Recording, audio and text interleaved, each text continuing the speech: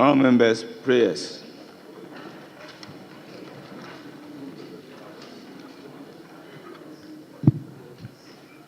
Almighty God, we humbly beseech thee to look with favor upon this Parliament of the Republic of Ghana.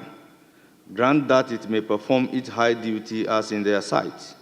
Give divine guidance to the President of the Republic. Endow members of Parliament and ministers of state with discernment and vision, integrity and courage, that through the labors of government, this land and people may be well and truly served, and their good purposes for the common human life be realized in our midst. O God, grant us a vision of our country, fair as it might be, a country of righteousness, where none shall wrong his neighbor, a country of plenty, where evil and poverty shall be done away with, a country of brotherhood, where all success shall be founded on service, and honor shall be given to the deserving, a country of peace, where government shall rest on the will of the people, and the love for the common good. Bless the effort of those who struggle to make this vision a living reality. Inspire and strengthen our people, that they may give time, thought, and sacrifice to speed the day of the coming beauty of Ghana and Africa. Amen.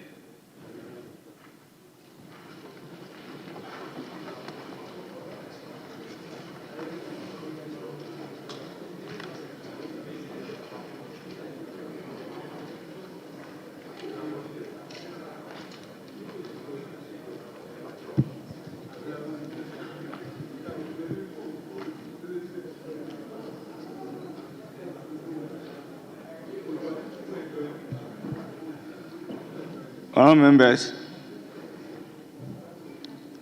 in the absence of message from the President, formal communication by the Speaker, can we vary and move to item numbered 5 on today's order paper? That is, correction of votes and proceedings, and official reports. Honourable members, correction of votes and proceedings of Wednesday, the 12th February 2025, page 1.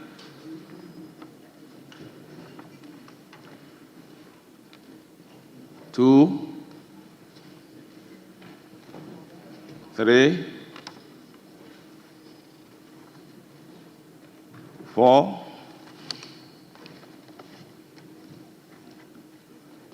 5,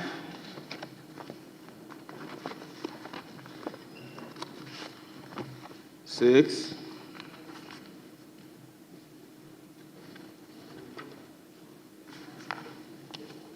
7,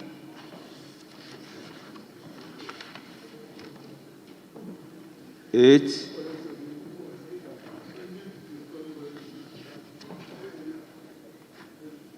9. Yes, Honourable Member.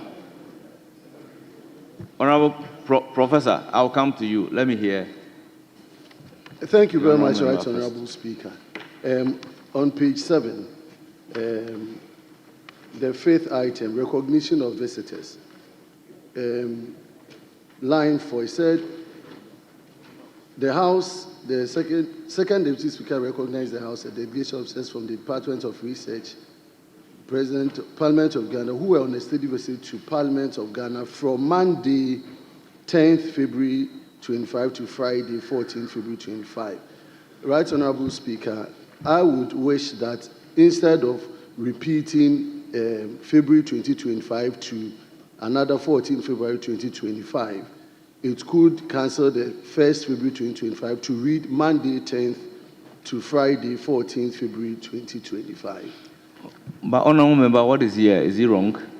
No, it's not a proper way. So you are just making a suggestion? Yeah, that proper So way. once what is here is not wrong, let's go by whatever is stated here. Mr. Speaker, it's not a proper way of indicating it. That is why I'm asking you, is it wrong Yes, to state Mr. Speaker, it's categorically wrong. 10 February 2025 to Friday 14 February 2025? Yes, right. So that's my position, that the way it's captured is wrong. Well, I'll ask the office to take notes, but I don't think it is wrong.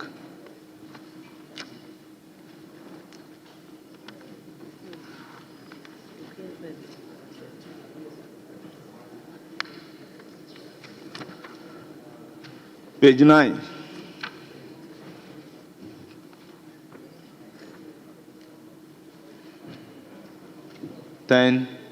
Yes, page 9. Honorable Habib. Mr. Speaker, on page 9, item 8, the ruling by the chair. I just want to seek your guidance on the last statement that content of the statement with leadership from both sides of the House and the chair for approval. The chair here does not refer to the speaker or the person presiding, or chair in this context because my understanding is that when we are in the chamber, we either refer to either the speaker or the person presiding. So I wanted clarification and guidance on the chair as used. Thank you, Speaker. You are talking about the item 9.1. No, Speaker, I'm talking about item 8 and ruling from the chair. The Honorable Second Deputy Speaker ruled that honorable member who wished to make agent statement pursuant to Order 93.1 of the Standing Orders must first share the content of the statement with leadership from both sides of the House and the chair for approval. So I was asking for guidance on the chair, whether the prior approval here is to the speaker or the person presiding. Well, you are right. My understanding is we that can use the word it's speaker. either the speaker or the person presiding. Thank you, Speaker. So table office, take note. Use speaker instead of chair. Yeah, Professor Kinsley Nyako, Honorable. Right, Honorable Speaker, there is a minor observation on item 9 statement, the last but one line. Minister for Finance as a fugitive by the Office of Special Prosecutor. If you look at 959, it is the Special Prosecutor. So the definite article D is missing. And I think it would be appropriate to include that to align with what the Act specifically captures. Thank you. Thank you very much.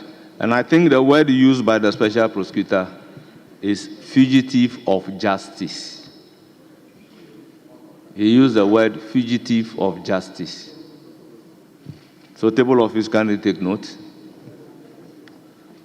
Speaker, just the same corrections that I made on page 9, item 8. Even the heading, if that can be taken note, ruling from the chair. So chair to be substituted by either the speaker, because he was the second deputy speaker at that time. Very well. Page 10.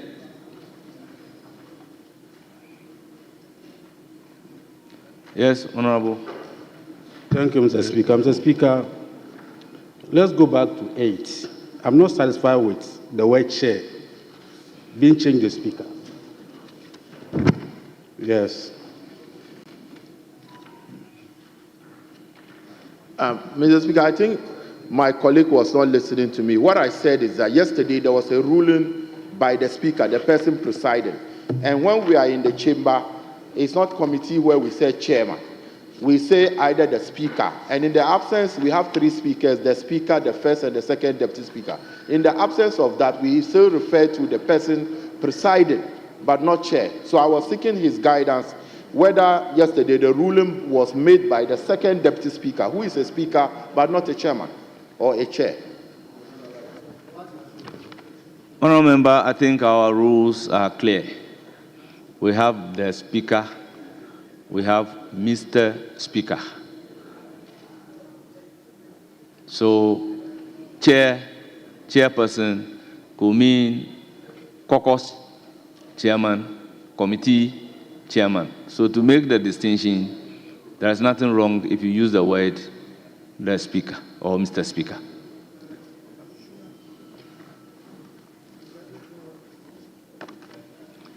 Page 10.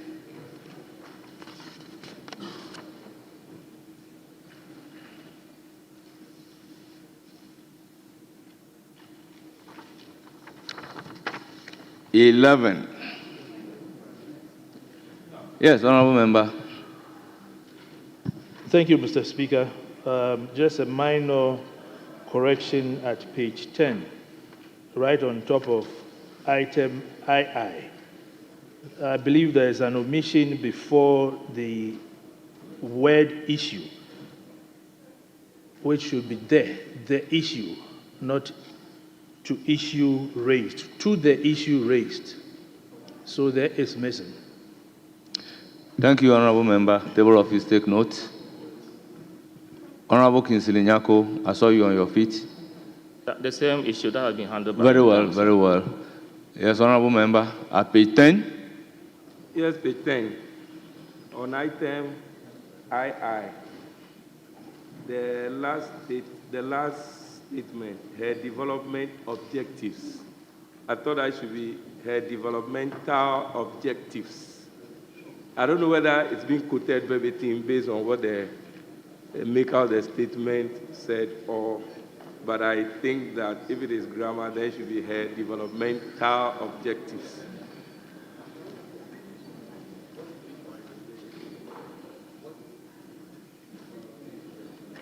Honorable Member, do you mean to say that development objectives is grammatically wrong? I just feel that the better word should be developmental. Well, I will leave it to objectives. the table office.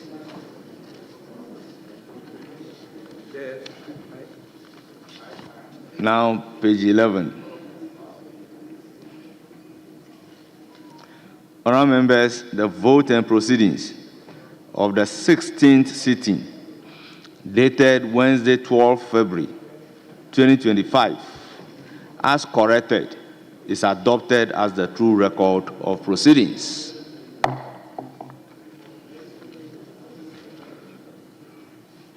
Honourable members, we have the official reports of 7 February 2025. The floor is yours for corrections.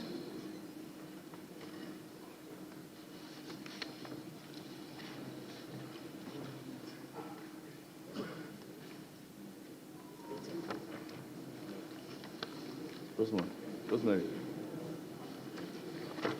All this cannot be taken today.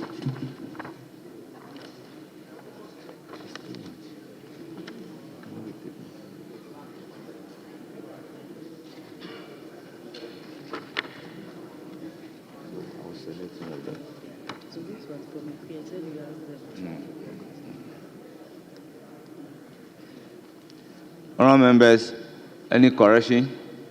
Yes, Honourable Professor Kingsley Nyako.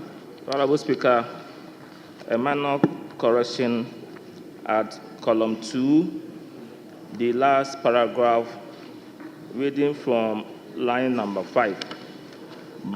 And I read, but my brother knows that today is Friday, and he also knows that as we speak, there are 2 committees meeting, the ad hoc committee and some other committees are meeting.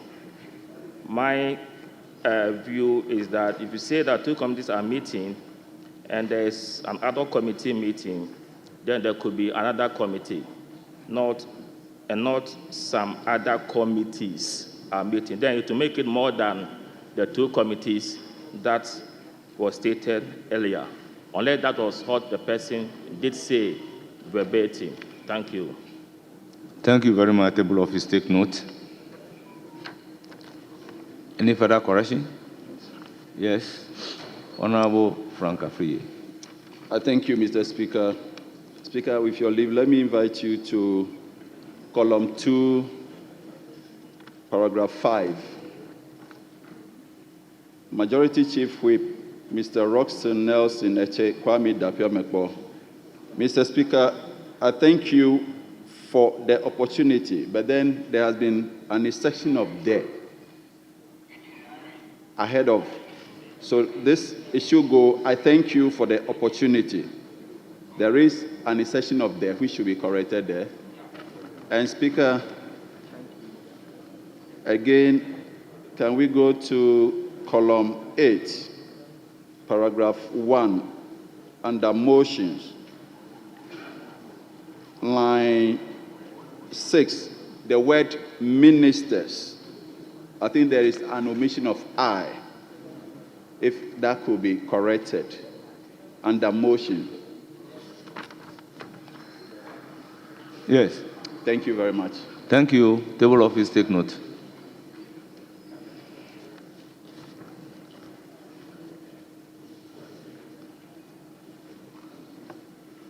Honourable members, any further corrections?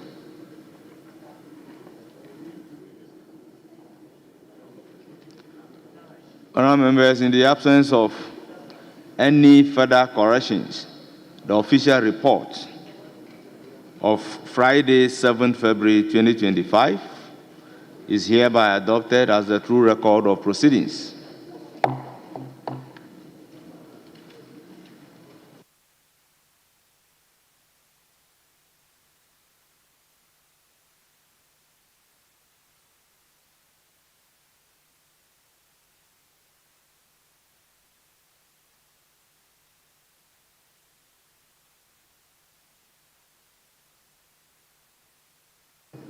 Honourable members, item numbered 6, statements.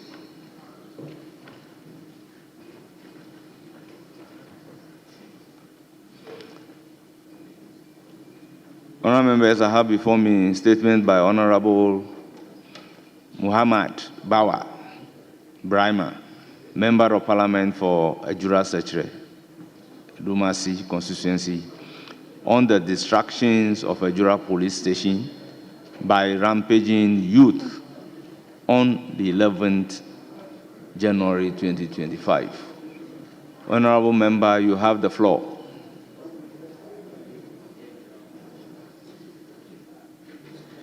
Thank you, Right Honourable Speaker. Member, resume your seat. Majority Whip. Indulge me. I am aware of a number of statements you have admitted. And Speaker, because of the communication you gave out when we met at Conclave, that you have to adjourn because of a particular reason, would you be kind enough to inform the House the number of statements we have? Because I am aware we have 2 on our side, so that members can apprise themselves accordingly. Yes, honourable members, if you stick to the contribution of 5 minutes and we limit the number of people who are to do the contribution, we can take 3-4 statements. So, honourable members, the leadership must guide me Speaker, as to the number of contributions on each statement. So, I will be seeking your guidance when it comes to contributions. Speaker, I'm sorry. Just for you to mention the ones that have been admitted. And then I'm sure as we progress along the line, we can confer and determine the number of contributions that should be entertained. I am aware of 2. One, honourable members, the second statement is by Honourable Nana Asafoje Aye, Member of Parliament for Bosomi Frehun constituency, on World Radio Day.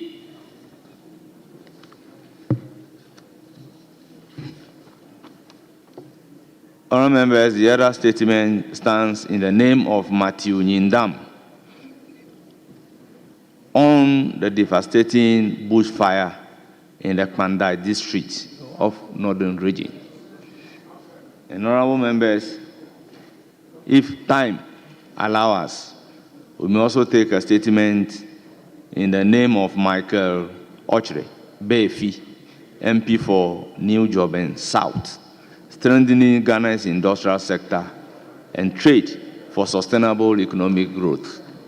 Thank you very much. Minority Whip. Yes, majority. Deputy Majority Leader. Yeah, thank you, Mr. Speaker. Mr. Speaker, I think you read out 4 different statements. Yeah, so how many? You say how many? 3. All right, we'll do 3. Mr. Speaker, I think three on each side. 3 on each side. You've directed that 5 minutes. We should do like 5 minutes so that we'll be able to take more of the statements. So I think 3 to start off with. So the 3, is that including leadership? Yeah. Very well. Yeah. Very well. I'm accordingly guided. Support the deputy leader for his suggestion. You said 3 on each side, and then we'll go by the 5 minutes. But I'm wondering. I don't know if there have been any changes on your front bench. I see my good friend Echampong happily sitting at the back. And then we have, are you staging a coup? And you are sitting on the chair of the Honorable Chief Whip, you are right. I'm just curious. Honorable Deputy Minority. I'm curious. Honorable Deputy Majority, please take your seat. You should take your seat. Take your seat. Please take your seat. Honorable Deputy Majority Whip, please take your seat. Honorable Erika Fool.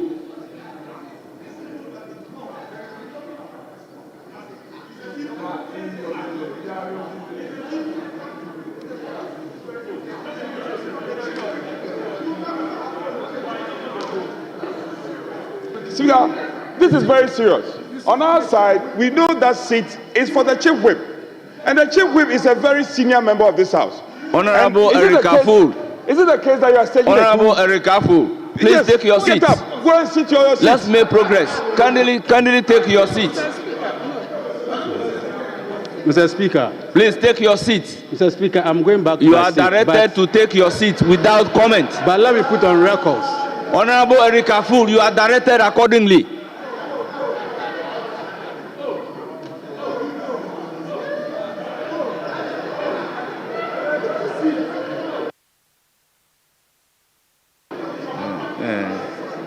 Yes, Deputy Majority Leader.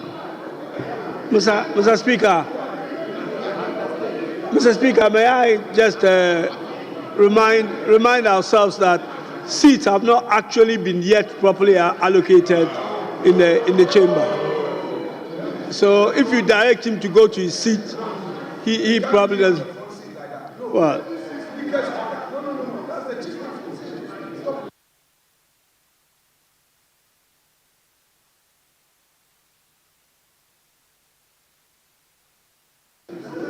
Honorable members, order.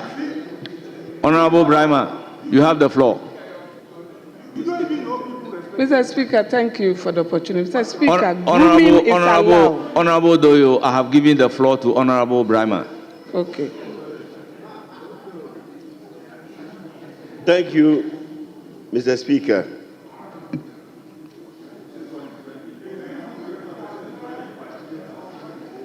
Honorable Brahma, you have the floor.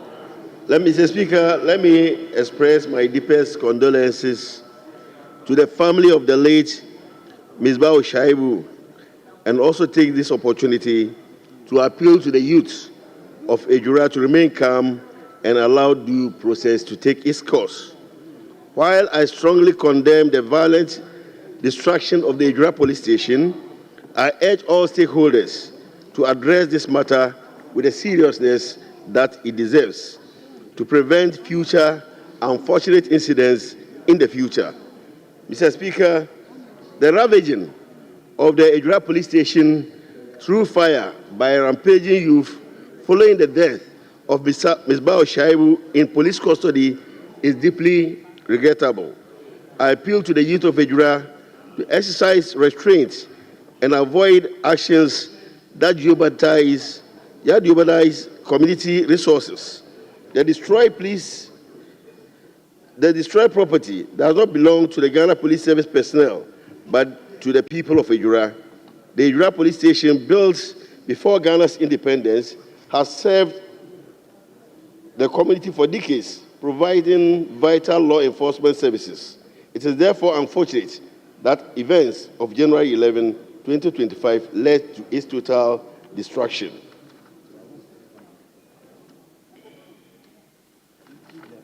Mr. Speaker, this tragic incident could have been avoided with better handling by the police. The late Misbah Shaibu, a young man in his 20s, was alleged to have bought a stolen phone. On the evening of January 10, 2025, the police invited him to the station via a phone call. He complied, arriving on his motorbike with the alleged stolen phone. After interrogation, he was taken into custody. Despite his plea to return home and report back the next day, which included an offer to leave behind his motorbike and phone, his request was denied. He reportedly told the police he was unwell and having just arrived from the Amantin market. Mr. Speaker, while in custody, Misbah Shaib complained of abdominal pain and began vomiting. When his condition worsened, the police took him to the Ira Government Hospital where he passed away. Without informing his family, the police moved his body to Mampo in the early hours of January 11, 2025. When the family arrived at the police station that morning to visit him, they were informed of his death. This news, understandably, infuriated them, and word spread that Misbah had died in police custody due to police brutality. Mr. Speaker, the youth, angered by the news, began gathering at the police station.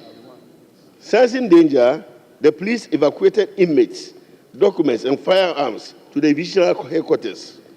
At approximately about 7 a.m., I received a call from the municipal crime officer about the escalating situation.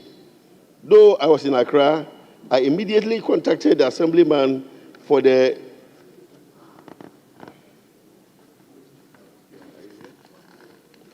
Kotokoi Line electoral area, who was at the scene and urged him to appeal to the youth for calm. I also advised the police to call for reinforcements. The divisional commander assured me that reinforcements were on their way from Mampong and Insuta. Mr. Speaker, despite these efforts, the situation deteriorated. After 30 minutes, I received several calls about the growing unrest at the station. I contacted the Ashanti North Regional Police Commander and the commander of the Army Detachment, Lieutenant Ifa, requesting immediate intervention. Unfortunately, promised reinforcements never arrived, and the police station was set ablaze by the rampaging youths. Later, Mr. Speaker, the municipal crime officer called me to request that the assemblyman inform the family to meet them at the police barrier for the release of Misbah's body. I implored on them not to release the body amid the disturbances and appealed to the divisional and regional commanders to prioritize an autopsy before handing over the body. Despite my plea, the body was released without an autopsy. However, I later coordinated with the police and the medical superintendent to ensure an autopsy was performed by a pathologist from Kumasi. This step was crucial to establish the cause of death and address public concern. Mr. Speaker, the sequence of events clearly demonstrates that if the police had acted professionally and proactively, this tragic incident and the destruction of the police station could have been averted. The evacuation of inmates and sensitive material shows that the police anticipated the potential violence but failed to implement adequate preventive measures. Mr. Speaker, I urgently appeal to the Inspector General of Police to investigate the circumstances leading to this unfortunate incident and hold those responsible accountable. Furthermore, I call on the Interior Minister to prioritize rebuilding the Ejura Police Station and increasing the number of police personnel in the municipality to enhance effective policing. Mr. Speaker, I remain committed to supporting efforts to restore peace and strengthen law enforcement in our community. May the soul of Ms. Bao Shaibu rest in peace. Thank you, Mr. Speaker, for this opportunity. Thank you very much. Honourable members, any contribution? Honourable Frank Afriye. Speaker, let me thank you so much. And then, with your leave, congratulate the maker of the statement. And I also wish to convey sincere condolences to the families of the bereaved. Indeed, this should be a trying moment, and we stand in absolute solidarity with them. Mr. Speaker, listening to the maker of the statement, I was almost frozen into speechlessness. Indeed, a healthy, law-abiding young man has been invited by the police. And as a law-abiding citizen, he complied and followed up. Speaker, it is shocking to learn how such a healthy man will go to the police but will never come back. Indeed, it is something that can agitate our youth anywhere, right from Navrongo to Paga, Afajato to Adaklu, anywhere at all. However, it also shows that increasingly we are becoming a society of violence. The action or reaction of the youth cannot, in any form or shape, be validated. Speaker, using violence, confrontation as a tool to the extent of burning down police stations should be condemned with all the force we can marshal. It is intolerable. It is reprehensible. Speaker, it is inexcusable. We cannot tolerate that. And we must, as a matter of time, move in quickly to engage our youth to apply the best tools in their toolbox, even when the situation is dire. Mr. Speaker, but most importantly, Honourable Member, conclude. This statement shows that our response time and an approach is defective on occasions like this. The young man complained of stomach ache. What happens to our first aid system? Has there been any first aid system? If there were, would he have passed on? I believe not. Again, from the statement, we are told the police actually envisaged the reaction of the youth. And in the face of all that, they couldn't call for reinforcement. These are very legitimate issues that I think we must consider going forward. But once again, Mr. Speaker, our hearts are with the family in this trying moment. I thank you for the opportunity. Thank you very much. Any further contribution? Honorable Sanja Nanja. Thank you, Mr. Speaker, for the opportunity to contribute to the statement ably made by Honorable Member for Ejurase Chidumase. Mr. Speaker, of late, the youth of this country, the vandalism associated with them is becoming something very serious, very alarming. Every provocation, government properties are attacked and vandalized. On this very day, on the 11th of January, a similar thing happened in my own constituency. And What was it? Because armed robbers killed a 75-year-old driver. And the drivers and some youth decided to demonstrate against the police with the perception that the police is not doing as expected of them, because armed robbery has become very rampant along the Kumasi-Ejura-Atebu road. And in the case of Atebu, the only 2 pickups for patrols were vandalized. And the police were now left unable to go for patrols. I think a serious look must be taken, and normally the youth involved in this will have to be punished. But what do we realize? In most cases, when it happens this way, no proper investigation is done, no arrest is effected. And if something is not done about this, and it goes this way, I'm afraid we are sitting on a time bomb. Because any government property with little provocation will go to attack. Schools, police station.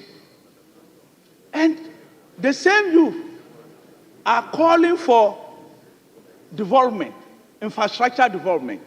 And the little that we have, the same youth go to destroy them. So I'll call on the police to investigate thoroughly on this issue. With this, Mr. Speaker, thank you. Thank you very much, Honorable Ntim Fojo. Thank you, Mr. Speaker. I rise to commend the maker of the statement, Honorable Member for Ejura, Honorable Brima, for bringing to the fore the violence that took place in Ejura in relation to attack on the police station, and to commend the Member of Parliament for his role played in calming the situation so far, and to join him and my other colleagues in signaling our condolences to the families of the deceased.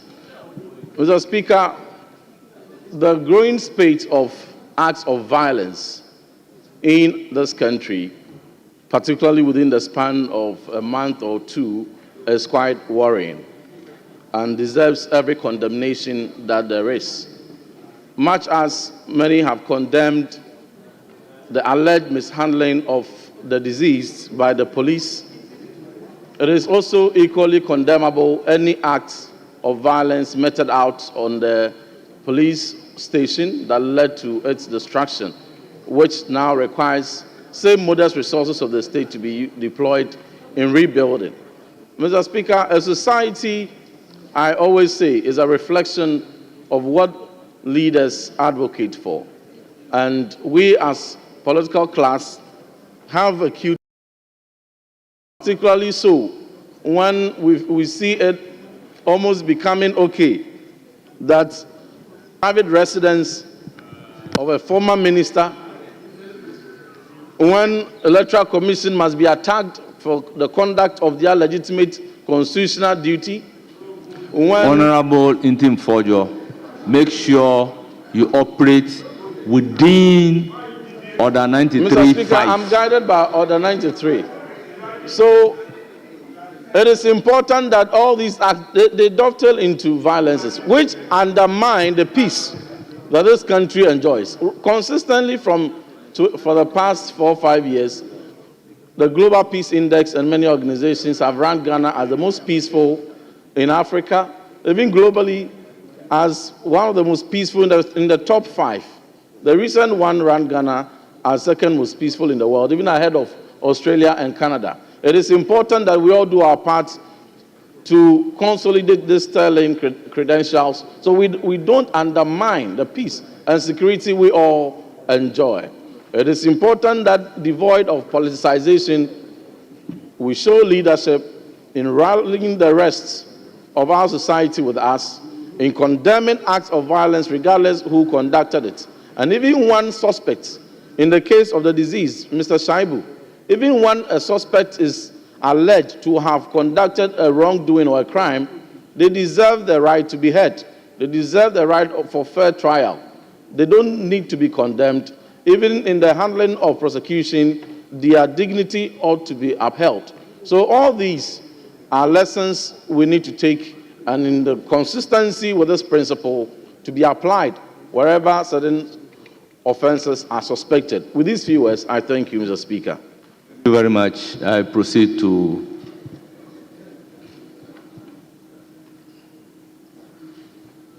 Honorable Sukwaro.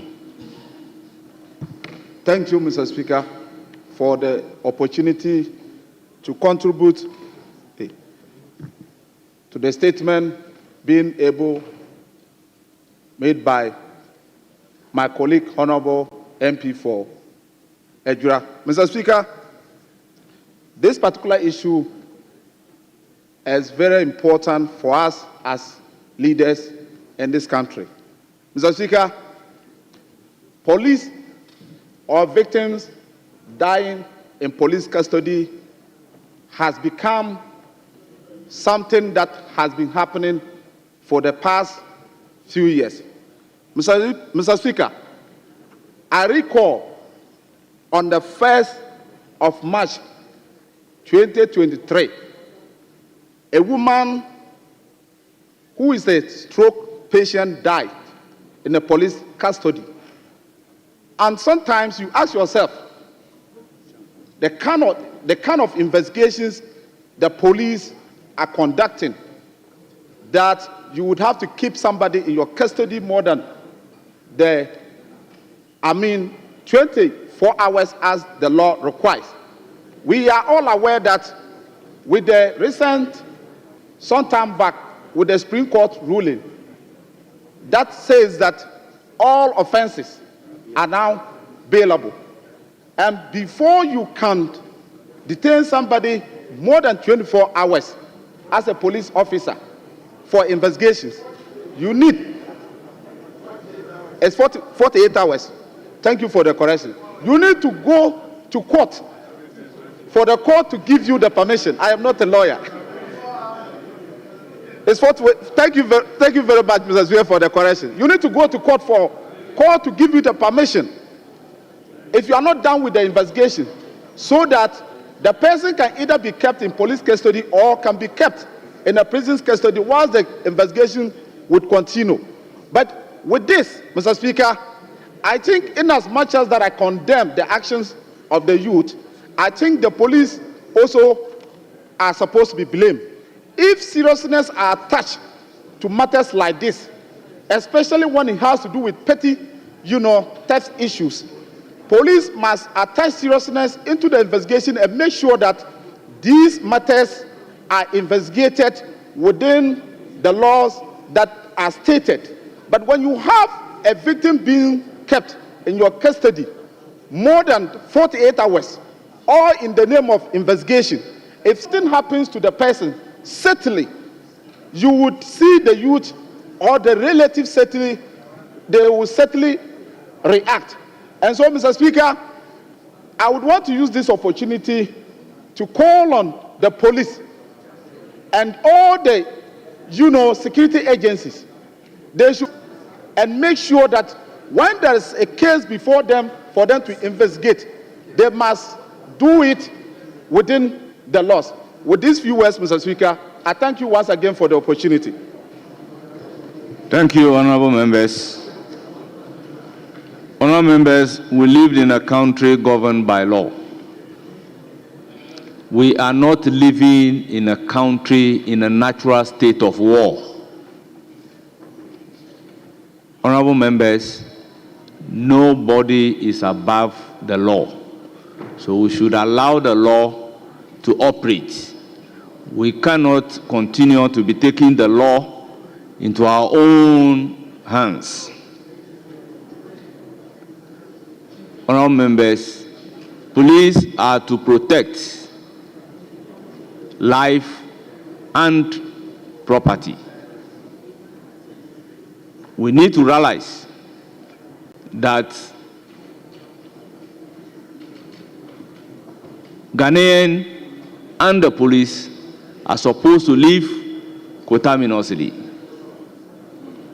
I would therefore urge the IGP to ensure that this matter is investigated thoroughly and anybody find capable, culpable, should be made to face the full rigors of the law. Honourable members, let me add my voice in thanking the maker of the statement.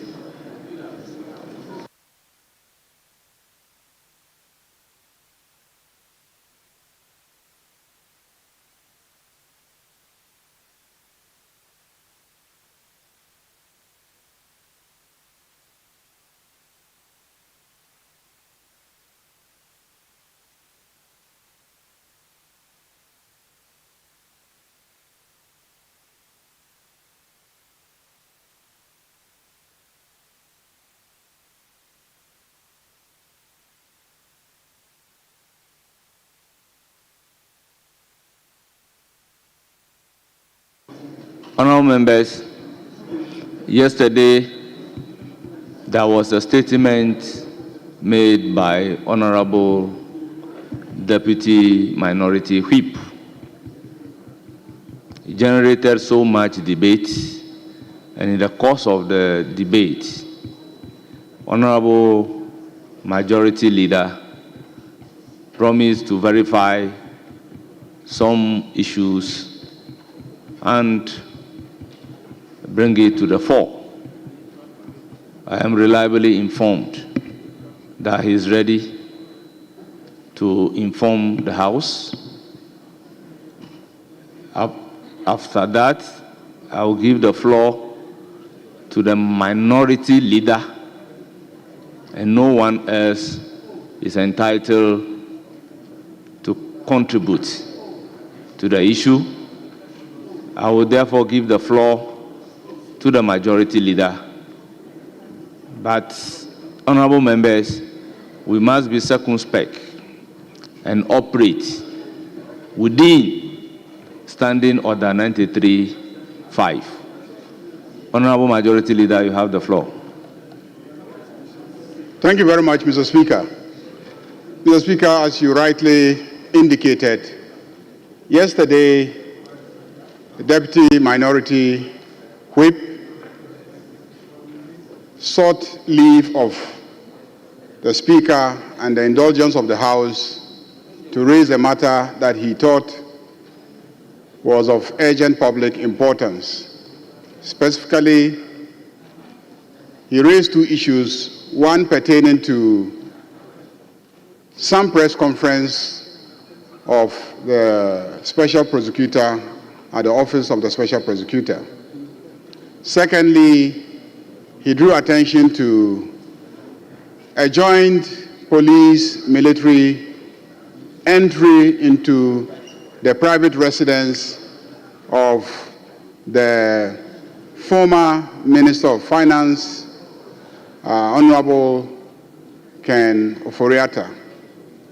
Mr. Speaker, the statement drew a lot of debate, following some commentary, and I promise this House that I will carry out some investigation to try and appreciate the circumstances surrounding the joint police and military entry into the private residence of the former Minister of Finance. In making this statement today, let me indicate that as a country and as a parliament, we have a constitution to uphold.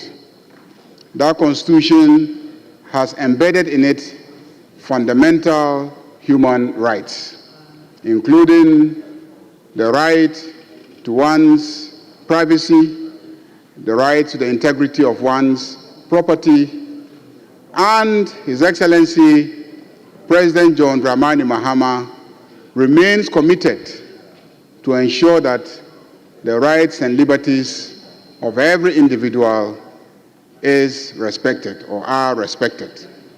Mr. Speaker, secondly, I make this statement on the basis of the commitment of His Excellency John Dramani Mahama to reset this country, which means that everybody must act in compliance with the law and the mandate of institutions. And so I have called the relevant stakeholders in the matter to find out exactly what happened.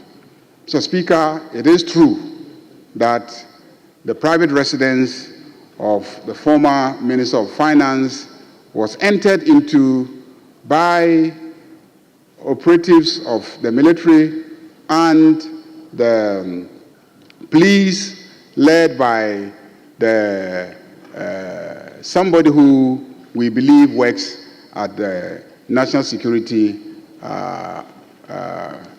Coordinator's Office. Mr. Speaker, his name is Mr. Jakwa. Mr. Speaker, we have investigated the matter, and we want to say and assure our colleagues in this House that we have received assurances from the Office of the National Security Coordinator that it was not intended that that should happen, and that occurrence is most regrettable and unfortunate, and he wants to give this House his word and assurance that a thing like that should never happen again. Mr. Speaker, I have also spoken with the Minister of Interior, who has spoken with his IGP, and I've spoken with the Minister of Defense that a thing like that will not happen again. And so, Mr. Speaker, to my colleagues on the other side, that this side of the House remain committed to ensuring that this country is reset, that its institutions function properly, that its officials act in accordance with the law, and that the rights and liberties of every citizen are upheld and protected under the regime of His Excellency John Dramani Mahama. I personally extend my apologies to the former Minister of Finance, and I believe that this should suffice. Thank you very much, Mr. Speaker. Thank you, Honorable Majority Leader. I will now invite the Honorable Minority Leader for his comment. Mr. Speaker, the man Mahama Ayariga name in the politics of our country, exemplary and must be commended. Mr. Speaker, I have not slept on this matter. He was taken to the south, I was taken to the north gate in ensuring that this matter was resolved. Mr. Speaker, what he has done today reminds me of what Honorable Attorney General did in 2015. In 2015, as a practitioner, I was all over the place, and I recall somehow Linus had urged upon him that Markin was making so much money from practice, so he should get me prosecuted on some tax offenses after the state had raided my office. And he stood his grounds. He didn't tell me, but somebody said, Markin. The Deputy Attorney General said, no way. They shouldn't invade your law firm again. And to date, he's the only person I have a picture with in my office to celebrate that moment where he felt that an opponent should not be a target. And we maintain good friendship ever since. Mr. Speaker, indeed, All that he's done demonstrates sincerity. We are a political class. That's the path we've chosen. We are not to cover crime, but we must protect each other for the good of democracy. Mr. Speaker, Ghanaians have told us something. When they are fed up, Mr. Speaker, in 2000 elections, after Kufuor won, some of us as student leaders thought that NDC will never come into office again. But let's respect each other.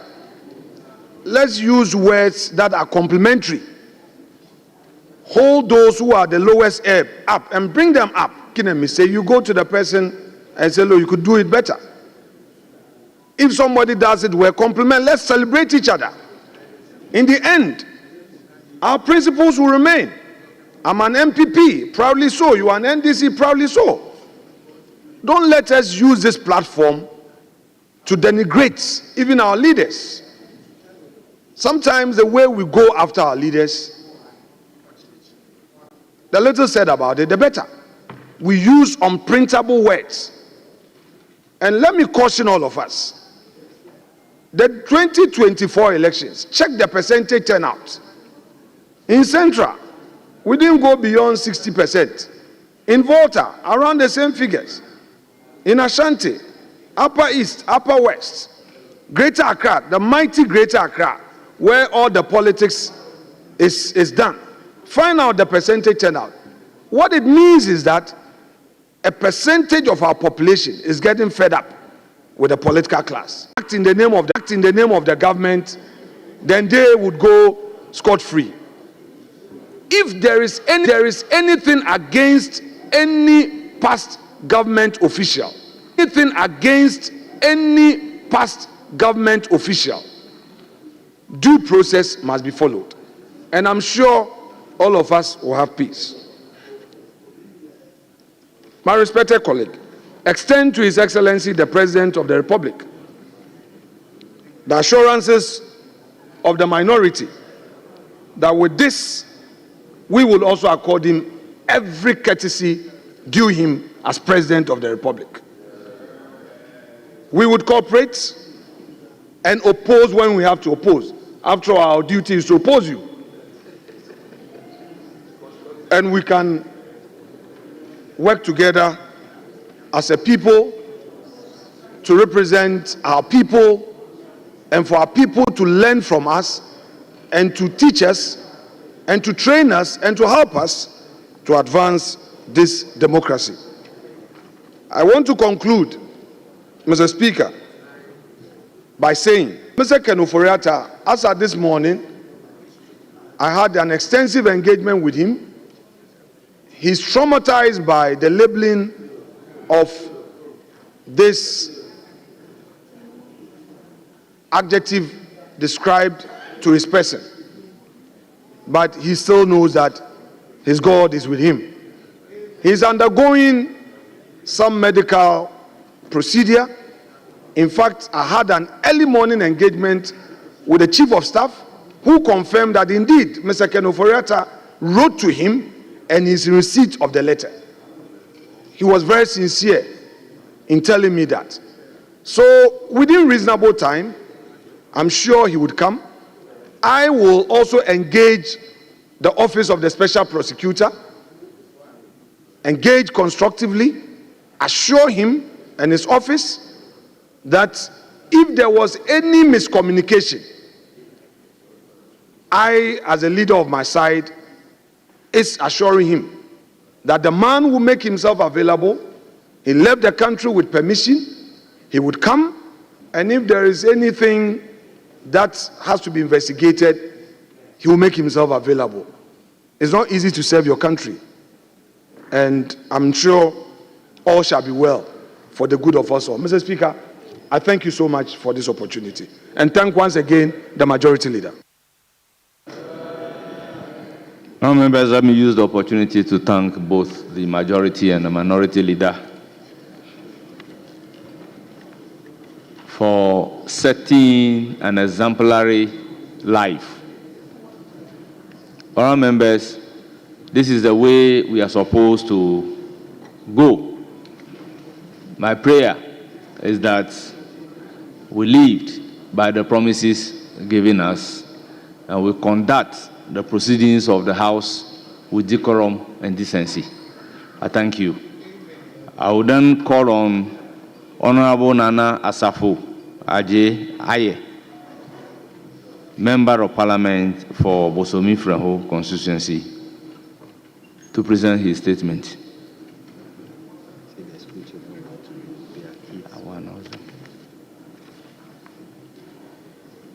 Thank you, the Speaker. I want to thank you for this opportunity and also thank the good people of Bosomi Freho for allowing me to represent them. Speaker, today, 13 February, happens to be the World Radio Day. And I'm reading this statement on the floor of Parliament to commemorate that special day, or this special day. The Speaker, members of Parliament, I am honored to stand before you today in commemoration of the World Radio Day. The World Radio Day, observed annually on February 13th, was acclaimed in 2011 by the members of the UNESCO and adopted by the United Nations General Assembly in 2012. As an international day, this global celebration recognizes the transformative power of the radio in promoting peace, tolerance, and understanding in today's world. Globally, radio has been a cornerstone of communication for over a century, providing the platform for information dissemination, education, and entertainment in Ghana. Radio broadcasting dates back to 31st July 1935 with the establishment of Radio Roy, the first state broadcast station with a primary mandate of playing liaison between the Crown and the colony. But over time, the radio served a wider and more significant role. By the 1940s, it had earned the accolade of being regarded as a theater of the minds because of music and drama, news, and broadcasts that it offered. Since then, radio has played a vital role in shaping our nation's history, from the struggle for independence to being a mouthpiece of coup plotters and finally becoming the voice of people, which is the present day today. Mr. Speaker, our radio stations, becoming a beacon of democracy of today, have, however, not been without a tussle. Prior to 2001, it was a criminal offense for a person to publish a defamatory or libelous statement about an identifiable person in the country. I am proud to state that on July 27, 2001, championed by the former President of the Republic of Ghana, Nana Addo Dankwa Akufo-Addo, was the then Attorney General of the Republic. The Speaker unanimously voted to change the criminal libel code. That is the repeal of the criminal libel law and the seditious law. That is amendment in the Act 201. A law by which many journalists had previously been jailed for doing their jobs. Now, libel cases are handled in civil court and remedy for the same damage among other civil remedies. I cannot address my submission for your honorable self and House without referring to the significant contribution journalists on radio have made in our country. Aside from being the focal point of dissemination of information, they have provided a platform for citizens to engage in discussion, hold leaders accountable, and assess critical information, which forms a critical aspect of democratic nation like Ghana. Radio, I reiterate, has become an indispensable tool for democratic practice, especially at the local level. However, despite this contribution, there are challenges that we must acknowledge. Some journalists on radio have been known to perpetuate hate speech, propaganda, deliberate misinformation to the public on critical matters. These practices have the potential to incite violence, undermine national cohesion, and erode trust in the democratic institution. The growing case of politically owned affiliate radio stations and more often than not the unfortunately biased reportage has misinformed and eroded the gain that the radio throughout life has made, and it's important that we take note of that. To address this concern, I urge radio stations to uphold the highest standard of professionalism, accuracy, fairness in their reportage. As we celebrate World Radio Day, let us reaffirm our commitment to promote a free, independent, and responsible media. Let us work together to ensure that radio continues to serve the powerful tool for building a more informed, tolerant, and peaceful society. To conclude, Mr. Speaker, I must say that radio perpetuity is in the face of the mass influx of social media channels and platforms is a testament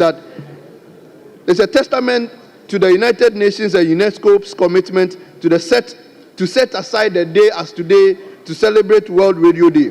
Mr. Speaker, I am grateful again for giving me or granting me this opportunity, and I'm thankful for the House for indulging me. Thank you, Mr. Speaker. Thank you very much. I'll give the floor to Honorable Minister for Education.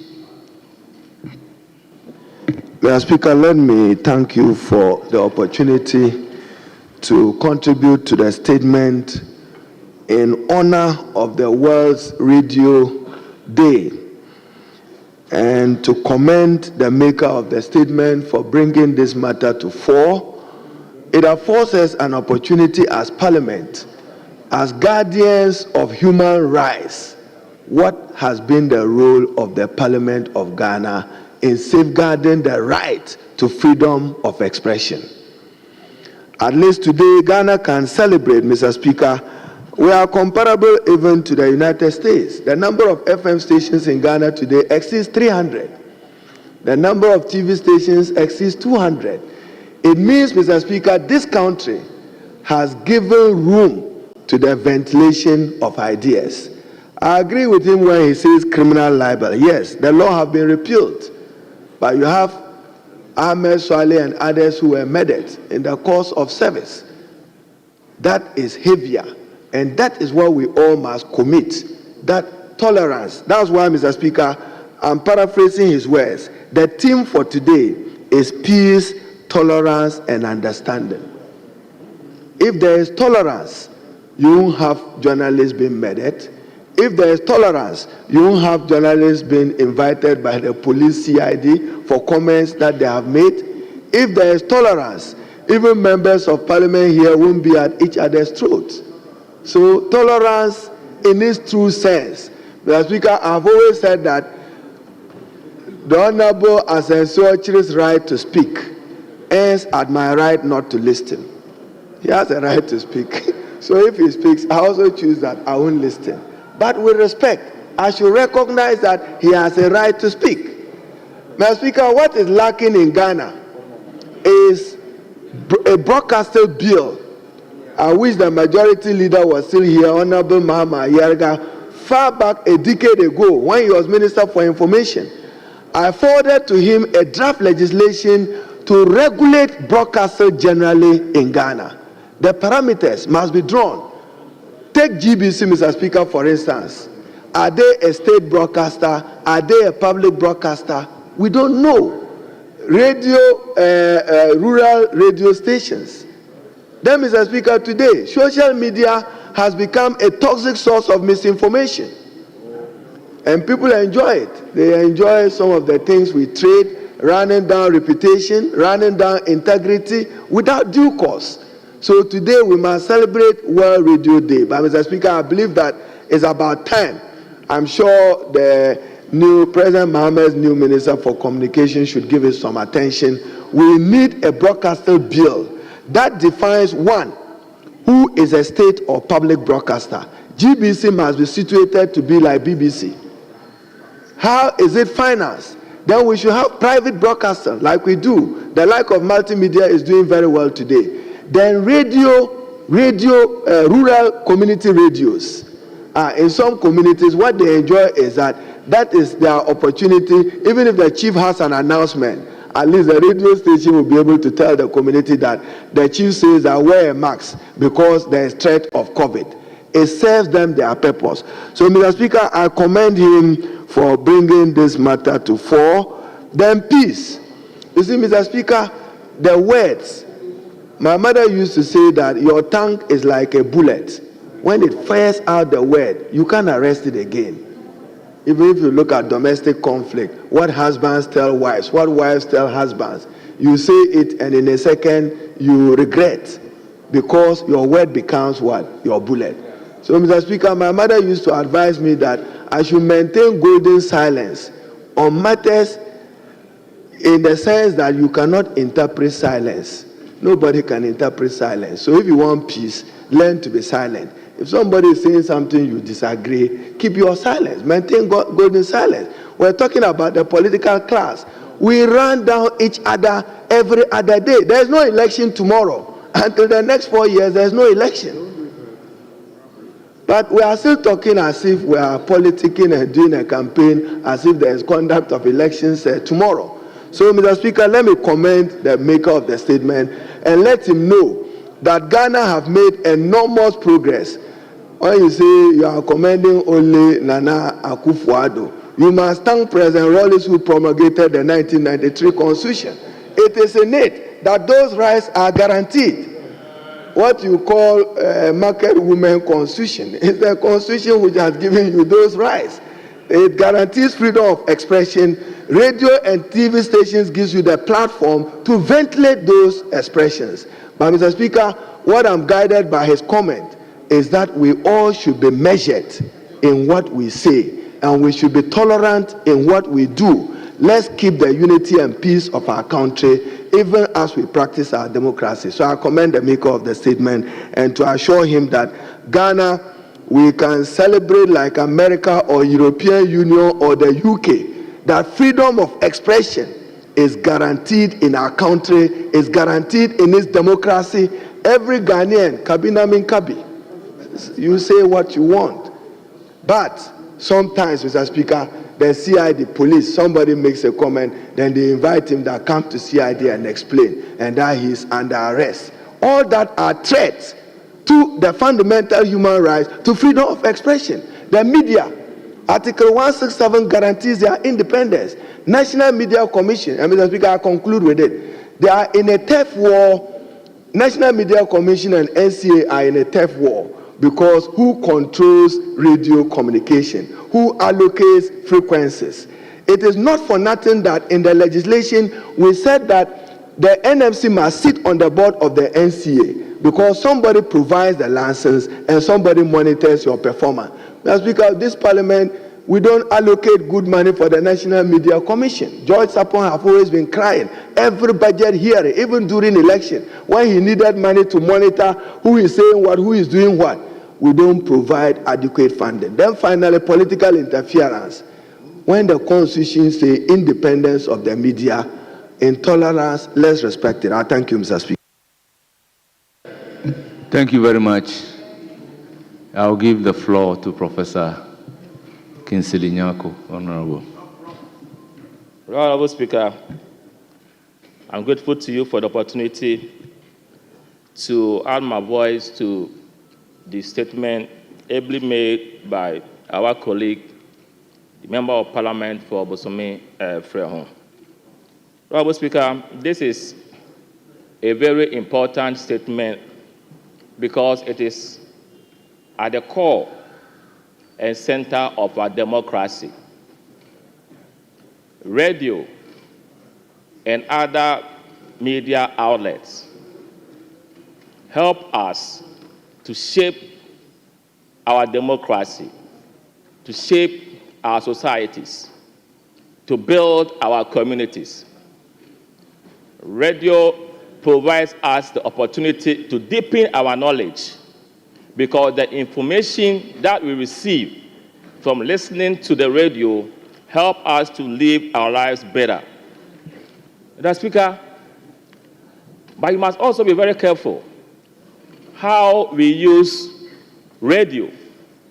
Otherwise, this medium that helps us to live better, that helps us to build our societies in a very meaningful and efficient way, can also be used to our disadvantage by creating anarchy, confusion in our society.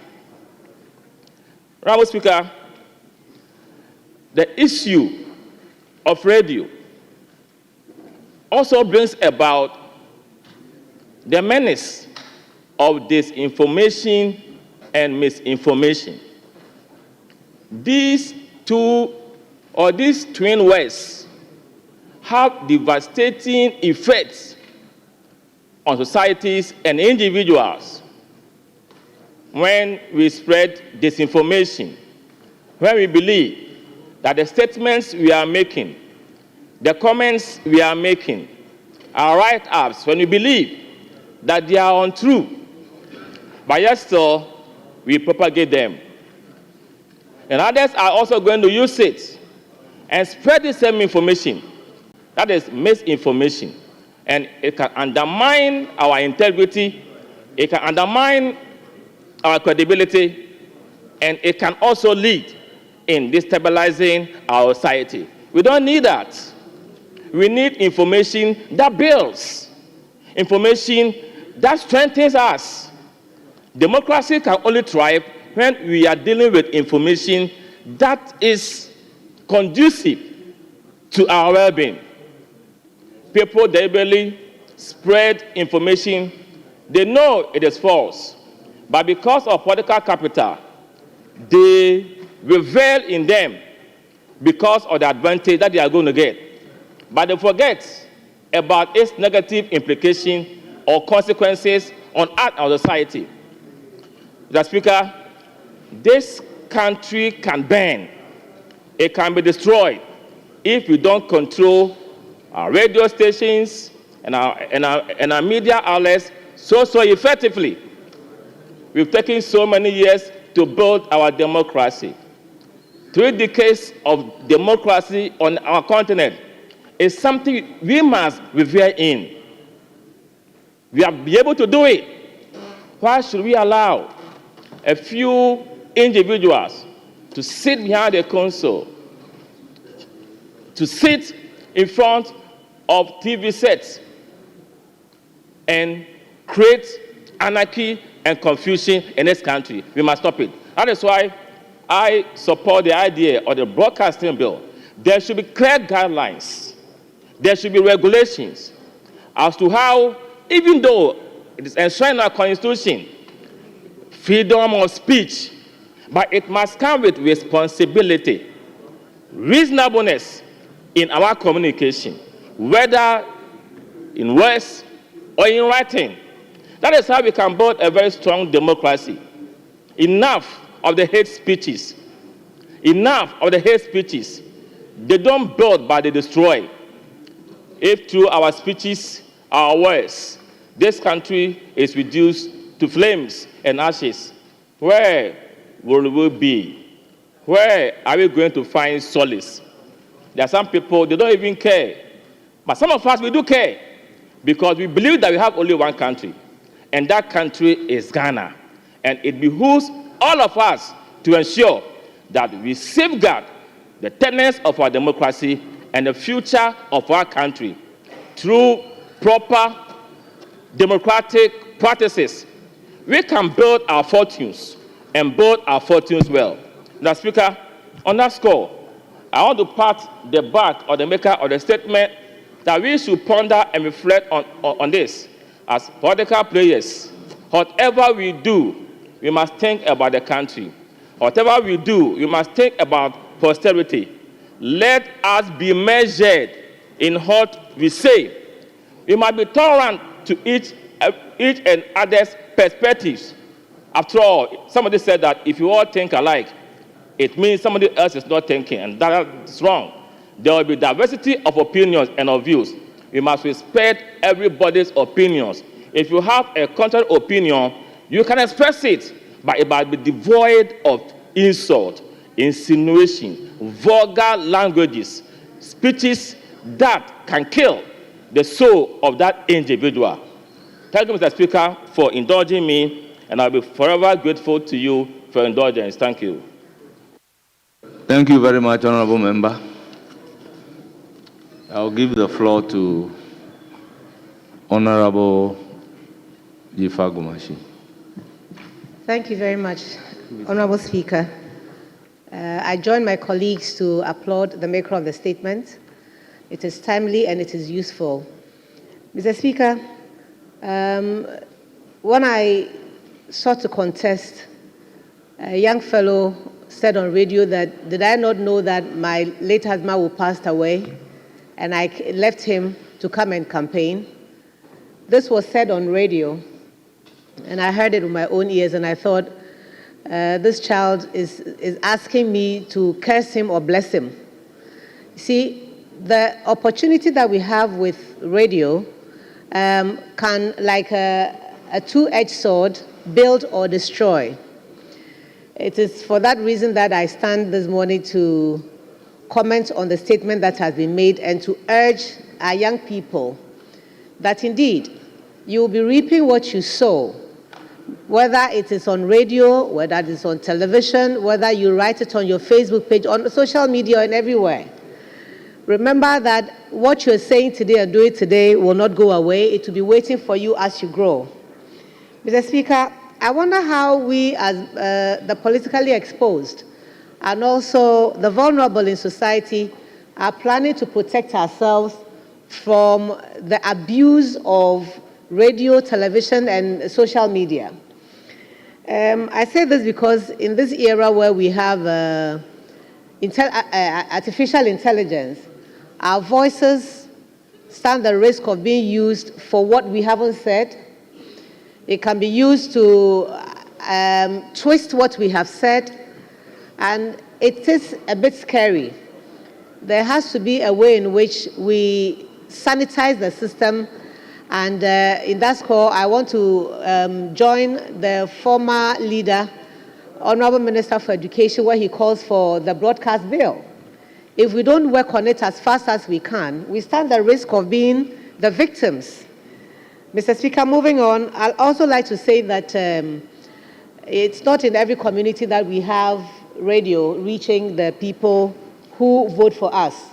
And I hope that the Minister for Communication will come and read this or hear about it and promote the smaller community radios that do broadcasting in our rural areas. I'm a rural area member of parliament, and I see the use and the benefits of those who have invested their small money in these tube-like metal things that carry messages very far into the community so that they can be abreast with what we discuss here and also benefit from what radio can do. When I was growing up, I interned at GBC under the late Carl Ajimambanaman, and one of the songs that was played in those during that time would be Radio Gets Results. Indeed, if radio gets results, what kinds of things are we saying on radio today to get the results that we want? Radio gives us opportunity to educate, to inform, and to entertain. But I think that we've reduced what is positive and are using the radio that should get results into doing things that malign people, vilify people, and really just tarnish the image of people who have worked hard for our country. And I think that this statement is in the right direction, and I celebrate the maker of the statement and all who have contributed to it. And I thank you for the opportunity, Mr. Speaker. Thank you very much. I give the floor to Honorable Martin Yindam. Thank you, Right Honorable Speaker, for this opportunity to add my voice to the statements. Mr. Speaker, I think as a nation, we all will agree that radio or media in general is playing a very, very critical role in our lives. Without them, this country will be in darkness. So the role of radio cannot be underestimated. But Mr. Speaker, we must also try as much as possible to ask ourselves, Mr. Speaker, today, the kind of things that we hear, the content, is that what we are celebrating? Obviously not. Mr. Speaker, today, if you have a radio station or even a TV station and your host or the one handling that particular program, they are not very good at insulting, very few people listen to you. So, Mr. Speaker, that is not the kind of celebration we are calling for. Mr. Speaker, if you are not lucky, very soon, very, very, very soon, the good ones among them will start also giving us the content that all of us will not be happy with. Mr. Speaker, if they pick you today, they will insult you from the morning, the afternoon, and the night. The next day, they will drop it. They bring another personality. If it is NDC that they are insulting today, Mr. Speaker, we think that they are doing very well. The next day, they are done with NDC, they come back to MPP. That is not the kind of radio we encourage. I therefore want to say, Mr. Speaker, we agree, like the Minister of Education said, we have more than 300 radio stations in this country. Very good idea. But the content that they give us sometimes, Mr. Speaker, is problematic. Thank you, Mr. Speaker, for the opportunity. Thank you very much. I will give the floor to Honorable Dr. Clementa Park.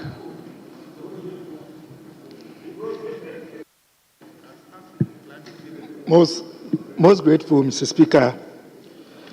Mr. Speaker, let me commend the maker of the statement for drawing our collective attention to both the benefits of radio as well as the dangers associated with radio.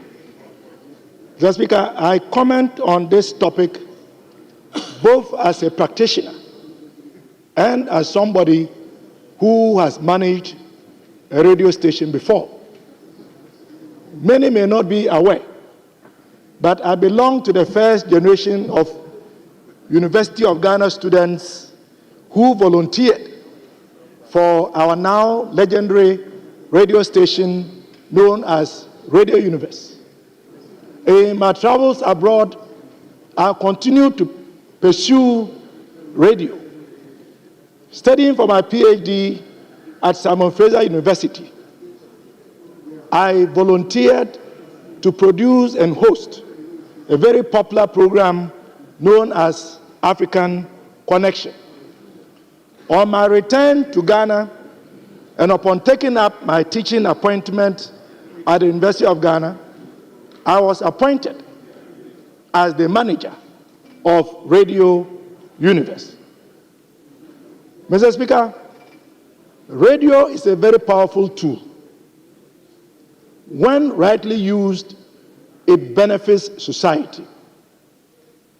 When wrongly used, it can set society ablaze. I believe many of us in this chamber have read about or can remember the Rwandan genocide. Almost every commentator, all the witnesses, some of the surviving victims attest to the fact that that genocide was promoted and executed through the use of radio.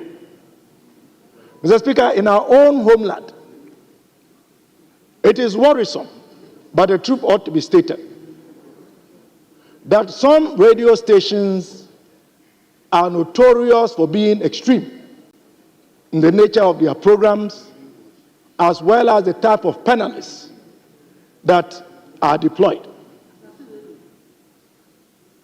I am not to name names, Mr. Speaker, but more importantly, we cannot speak about radio without talking about how poorly practitioners and journalists are treated. Remuneration is nothing to write home about. Many of them do not even earn the basic minimum required to live a decent life. This then makes them vulnerable to pariahs and political influences to do their bidding for pittance.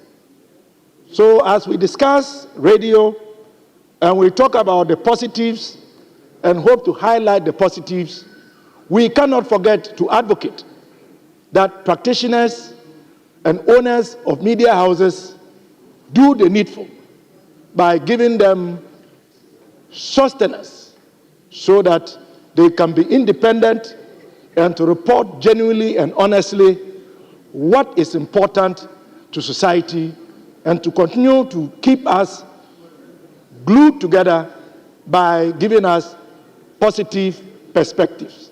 On this note, I again commend the maker of the statement. Thank you, Mr. Speaker. Thank you, Honourable Member.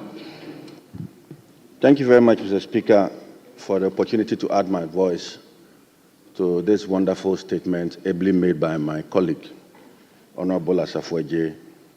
Mr. Speaker, indeed, radio is the heartbeat of our democracy.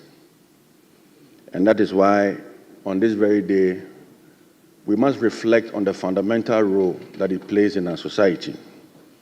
Mr. Speaker, radio helps in promoting access to information. It helps in the freedom of expression and also our democratic governance. And that is why, if you look at the theme for this year, it underscores the importance of free, independent, and diverse media landscape. Mr. Speaker, I have always maintained that if you look at the number of radio stations that we currently have in our country, I mean, just like Honorable Larry Nadrisu said, we have over 300 radio stations. It has created a valve where Ghanaians who feel peeved, Ghanaians who have worries about the political class, can have a medium to express themselves. Mr. Speaker, this has contributed immensely to the political stability that we are witnessing in Ghana. Mr. Speaker, yesterday, Wednesday, 12 February 2025, the Ministry of Communications in a media advisory said that they have authorized the National Communications Authority to furnish the Minister's Office with a list of all frequency authorizations issued or renewed in the last 60 days. Mr. Speaker, clearly, it's important for us to draw the attention of the Minister that it needs to be measured in its approach. Mr. Speaker, the independence of the National Communication Authority cannot be underestimated. We ought to be careful as a country. I really do not see why a minister would issue a statement that frequencies issued in the last 60 days should come under audit. I really don't understand. He did not give further directives, but I am just cautioning the young minister to be very careful. Mr. Speaker, NCA's issuance of spectrum allocations is governed by an act that was enacted in this very house, the Electronic Communications Act 2008, Act 775. And Mr. Speaker, I wish to draw the attention of the minister to Section 13, Section 9 of the Act that talks about the independence of the NCA, which says, the NCA shall not subject to the direction or control of any person or authority except as provided by law. It goes further to say that, Mr. Speaker, the Minister for Communication cannot unilaterally dictate operations and regulatory decisions. Clearly, Mr. Speaker, the young minister must be mindful of the path that he is taking. He must be mindful of the path that he is taking. I mean, we were in this country when licenses of radio stations were revoked. We saw what really transpired. We saw the brouhaha and the noise that erupted in our country. Mr. Speaker, we do not want to get to that part. Ghana is advancing in democracy. Ghana is developing, and it's important that it needs to be measured. We are looking, we are monitoring, and I think it's important that as a member of parliament, I draw his attention to the path that he has taken. Protecting radio frequencies in this country is protecting our democracy. Let us not use NCA that needs to be independent to score political points. Mr. Speaker, with these few words, I commend the maker of this statement, and I pray that we issue more licenses and get to the stage where even the fee that people pay for radio licenses is reduced minimally, so that every constituency in this country, we could have one constituency, one radio station. At least one constituency, one radio station, which will help in the dissemination of information to our good people. Thank you very much, Mr. Speaker, for this great opportunity. Thank you. Thank you. Leadership.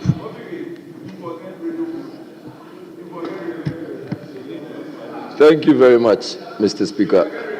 Mr. Speaker, the maker of the statement is one I highly commend for making such a very important statement. Mr. Speaker, unless I'm not too clear, but I know that the theme for this World Radio Day is Radio and Climate Change 2025. That's the theme I have, Mr. Speaker. And Mr. Speaker, it goes to buttress the point that radio is a very powerful tool. We need radio for dissemination of information, for education, and for entertainment. Mr. Speaker, there have been several good works done by radio presenters, and we've really not paid attention to these people. Mr. Speaker, the one that comes to mind readily is the very departed soul who is resting with the Lord. Mr. Speaker, Komla Dumo. He got us to understand that radio can bring in a lot of good stuff that we can acknowledge that these were things we can celebrate in shaping our society. Mr. Speaker, anytime you heard Komla Dumo on radio in the morning, you could understand that this is a man who was educating, informing, and entertaining at the same time. Mr. Speaker, it's not for nothing that today we have the World Radio Day themed as radio and climate change. Climate change is a problem we are dealing with, and one of the major ways to get climate change properly appreciated is through radio. It's through education. It's through information. Mr. Speaker, with all of this said, I also want us to believe that, and with your permission, Article 164, and Mr. Speaker, if I may read, Article 164 of the 1992 Constitution indicates that the provisions of Article 162 and 163 of the Constitution are subject to laws that are reasonably required in the interest of national security, public order, public morality, and for the purposes of protecting reputations, rights, and freedoms of other persons. Mr. Speaker, what radio does is to ensure that there is public order and public safety. Radio is not meant for causing troubles. Radio is meant for educating people, entertaining people, and informing people. Mr. Speaker, when there is miscommunication and misinformation, what we see and what we have seen in some other countries is as a result of how we actually use radio and we did not use it well.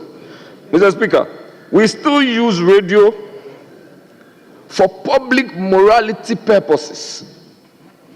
People are educated on moral issues, religious issues, traditional issues, cultural issues, and all of these are done for the purposes of upholding what we have been trained to be. Mr. Speaker, what is also key is to protect the reputations of people. And that is where propaganda comes in. When you do not have the facts, when you do not have the wherewithal, when you do not know what you are about to say, don't say it. Say it when you are sure. Say it when you know it. Say it when you have the true facts. Don't just go and use the radio as a platform to damage the reputations of others because you just have the opportunity to do so. Mr. Speaker, with this, I also want to commend all radio presenters worldwide, and especially in Ghana, especially the professional ones. And Mr. Speaker, emphasis is on the professional ones, because there are ones that they have turned themselves into, with all due respect or deference to your buga presenters. And all they say is what they believe in, just to damage people. Mr. Speaker, we hope and pray that people will use radio for the purposes for which they've been set up. Thank you very much, Mr. Speaker, for granting me this opportunity. Thank you, Majority Leadership.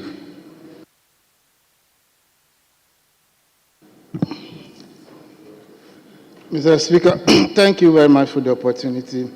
Let me also add my voice to commend the maker of the statement.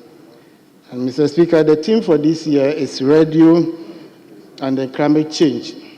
So, Mr. Speaker, we need to also focus attention on what we are using radio to propagate, because we have a lot of issues in respect of climate change, global warming and all that. So the point is, if you have a radio station, from Monday to Sunday, all they do is to do politics. Throughout the week, Mr. Speaker, and people have become so attached to these stations said that even when they want to do adverts or play music or some interlude, they'll switch to another station to listen to political shows where they are attacking people, where they are denigrating leaders. So radio has come to stay. We need to also encourage them to expand, because they are the fourth estate of the realm. But the point is, are they licensed to do what they are doing now? The kind of political interference we also give to these stations. I have a story to tell, Mr. Speaker. Myself, I applied for a license. They told me I'm a politically exposed person and I would use the radio to do propaganda for NDC, so they will never issue the license to me.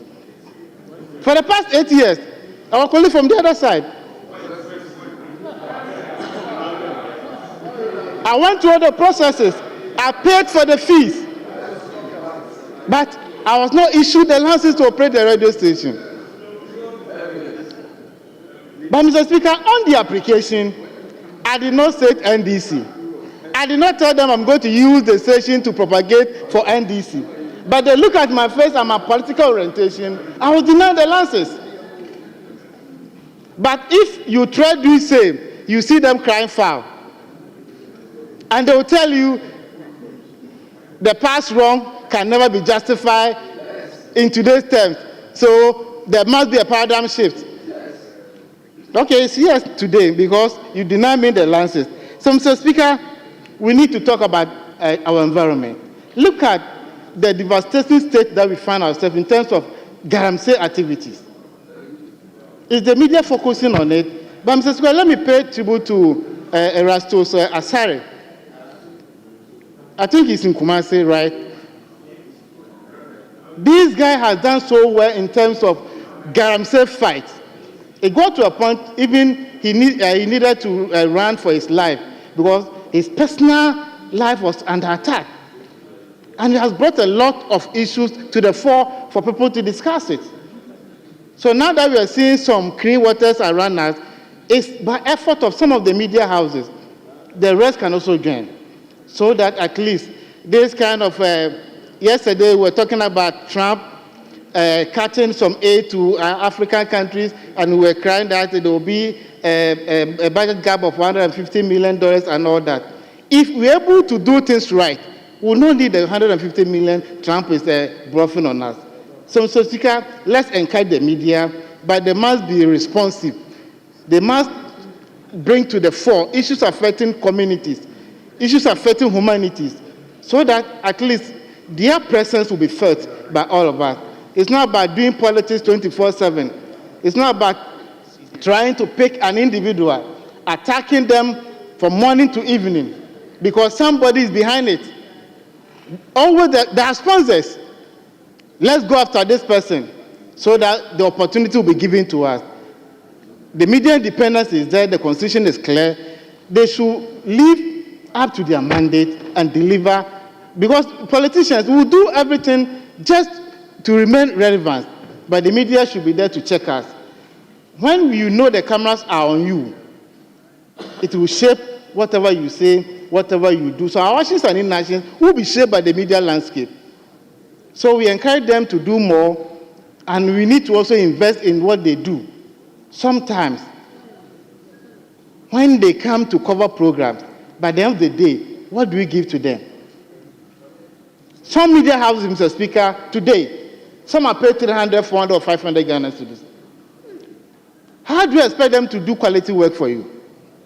How do you expect them to cover whatever you said? So, in terms of remuneration, we need to find a way of also dealing with it. Though it's a private entity, but you have the minimum wage. Why should you pay somebody 4, 5? I've not mentioned the station, so it's not like I'm disclosing somebody's salary. But that's the reality. So, Mr. Speaker, we need to do more to encourage our brothers and sisters in that sector so that they can also help us shape our society and our community. I thank you very much for the opportunity. Thank you very much. We move to the next statement. In the name of Honorable Matthew Nyindam, MP. Thank you, Mr. Speaker. Mr. Speaker, thank you for giving me the opportunity to make this statement on the devastating bushfires incident in the Kwandai constituency. Today, I stand here with a deep sense of urgent and profound sorrow to bring to the attention of the Honorable House a devastating fire incident that has severely impacted 5 communities, namely Blajai, Bola, Kabanwole, Katare, Nkanchina, and Nanjiro, within Kwandai. This tragic event has led to a widespread destruction of agricultural produce, particularly, Mr. Speaker, yam and cereals, plunging numerous hard-working farmers into distress and posing a significant threat to the livelihood and food security in the region. Mr. Speaker, farming is not just an occupation for the people of Kwandai. It is a way of life, a very vital source of sustenance, and a cornerstone of our local economy. The devastating fire, which erupted between the 1st to the 4th of February 2025, spread rapidly, consuming farms and banks. In a matter of hours, months of relentless effort, sacrifices, and investments were reduced to ashes. In my capacity as a representative of the people, I contacted the NADMO to expedite their investigation to establish the cause of the fires and bring to book if it was deliberate or deliberately orchestrated by an individual. However, Mr. Speaker, preliminary reports indicate that the fire was largely caused by bush fires. A thorough understanding of the underlying factors will be crucial in formulating and implementing decisive preventive measures. Mr. Speaker, as I address the House, it is estimated that over 200 farmers have been severely affected by this devastating catastrophic fire. Furthermore, preliminary assessment indicates that more than 30 barns containing over 198,900 yams and 100 bags of cereals have been completely destroyed. When translated into financial terms, this is loss of hundreds of Ghana cedis. Underscoring this extensive damage and economic hardship inflicted by these unfortunate bushfires. Mr. Speaker, the magnitude of this catastrophe cannot be overstated. It is not merely the loss of crops and food supplies that we mourn, but the destruction of livelihood, aspiration, and financial stability for hundreds of families. Many of these farmers had secured loans to finance their cultivations, anticipating a harvest that will sustain them in the months ahead. Now they are burdened with crippling debts and no means of recovery. Furthermore, the yam sets intended for the next planting season has been completely destroyed, jeopardizing the future agricultural cycle. Local markets, which depend on these farms' produce for trade and sustenance, are already experiencing severe disruption. If urgent and decisive action is not taken, the economic repercussions will escalate, deepening the hardship faced by my constituents and threatening the borders of food security of our region. Mr. Speaker, it is also worth mentioning that the food shortage resulting from this disaster will extend beyond my constituency. Many regions rely on the yam produced in Pandai, which is widely recognized for its yam production. This loss, coming in the wake of adverse effect of last year's drought, will have a cascading impact across the supply food chain, potentially driving up the price of yam and cereals and exacerbating economic hardship for a broader segment of the population. Mr. Speaker, this crisis demands immediate and decisive intervention. In the light of the severe impact on lives, livelihood, and food security, I make the following urgent appeal. 1. Emergency relief and humanitarian aid. I call upon the government, the National Disaster Management Organization, our development partners, and other humanitarian organizations to act swiftly in providing immediate relief to the affected farmers. This should include essential foods, supplies, financial assistance to support affected households in regaining stability. 2. Establishment of an agricultural disaster fund.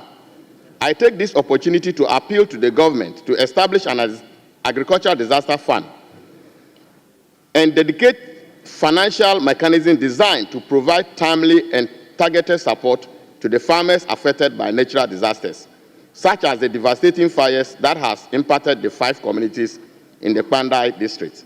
These funds will serve as a critical safety net, enabling affected farmers to recover, rebuild their livelihood, and ensure the sustainability of agricultural production in the disaster-prone areas. 3. Enhance fire prevention and response measures. This incident underscores the urgent need for strengthening the fire prevention and response mechanism in the agricultural zone. I urge the government to invest in early warning systems and enhance community education on fire safety and response strategy. Furthermore, agriculture and fire service agents should extend farming communities regularly to provide guidance on fire prevention and management. 4. Compensations and insurance for farmers. It is imperative that we establish a robust agricultural insurance scheme to protect farmers from unforeseen disasters of this nature. I urge the government to develop a compensation framework that will provide financial relief to affected farmers, thereby preventing economic collapse in agricultural communities when such disasters occur. Mr. Speaker, this heartbreaking incident is more than just a tragedy. It is a wake-up call for our nation. If we fail to take decisive actions now, we risk subjecting thousands of citizens to prolonged hardship, with further endangering our agricultural economy. We must confront these challenges with urgency and unwavering commitment, ensuring that our farmers who dedicate their lives to feeding the nation are not left without support they desperately need. As a rep of the people of Pandai, I stand in an unwavering solidarity with every farmer, every family, every individual affected by this disaster. I assure them that I will continue to advocate for their cause until concrete solutions and meaningful reliefs are provided. Mr. Speaker, urgent action is needed to mitigate the effect of this disaster and ensure that affected farmers and their communities can recover and rebuild.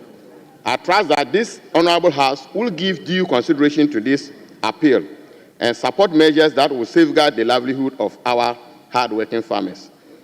Let us all as leaders, policymakers, and a nation unite to transform this moment of loss into an opportunity for resilience and reform. The future of our farmers and our national food security depends on our action we take today. Thank you, Mr. Speaker, for the opportunity. Honourable members, that is the statement. Honourable Joseph Kuma. Thank you, Mr. Speaker, and thank you, Honourable Matthew Nyindam, for the statement. Mr. Speaker, the reoccurrence of fire,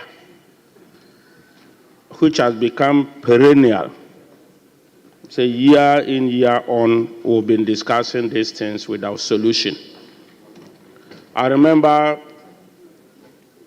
my third week in Parliament when we used to sit at the pavilion there. Honorable Bole Bamboy did a statement that year. That was the 8th Parliament. Honorable Bole Bamboy did a statement on bushfires, the devastating nature of bushfires, and its economic effect on our lives and farmers. The contribution that year was, can't we engage the fire service, or as a nation, we agree on early burning, because no matter what we do, the bushfires will follow us.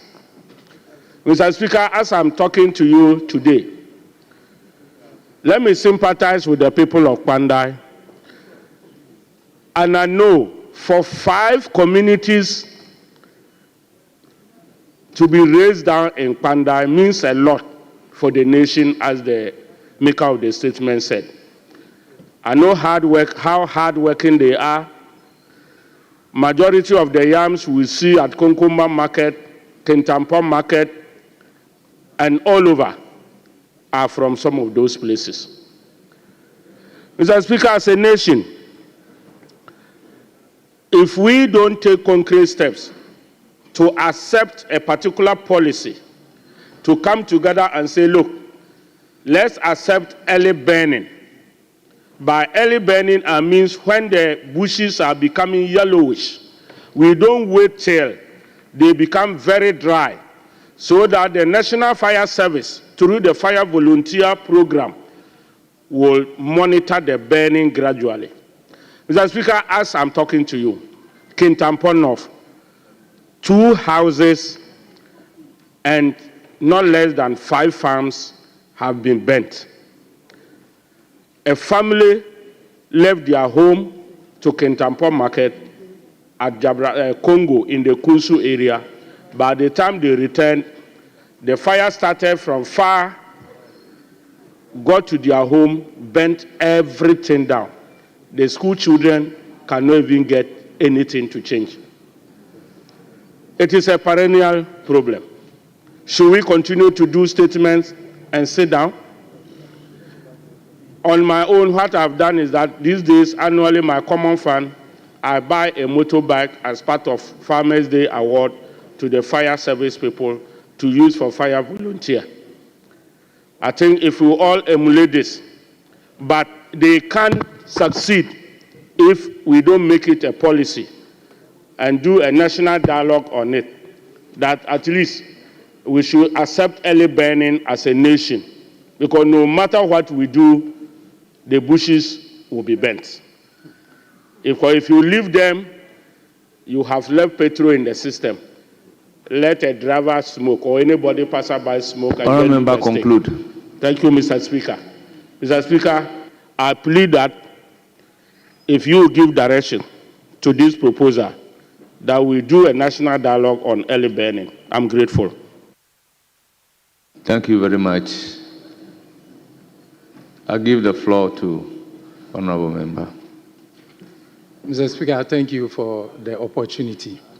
And let me use this opportunity to sympathize with the people of Pandai and also the maker of the statement.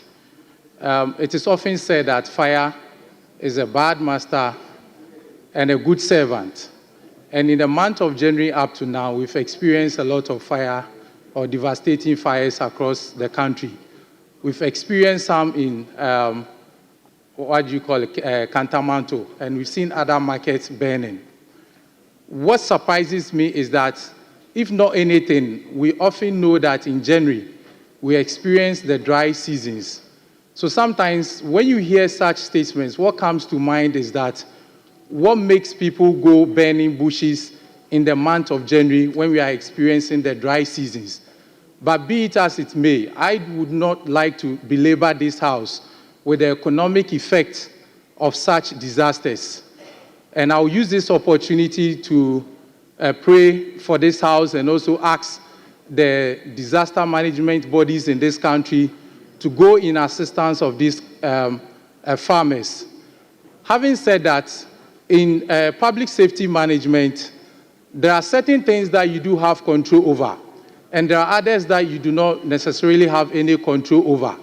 So instead of we frequently asking NADMO and other disaster management committees to oftentimes come in aid of such disaster management victims, I would rather ask that NADMO and such institutions go into research-based institutions where they will know when and how these issues happen and come to the rescue of the people.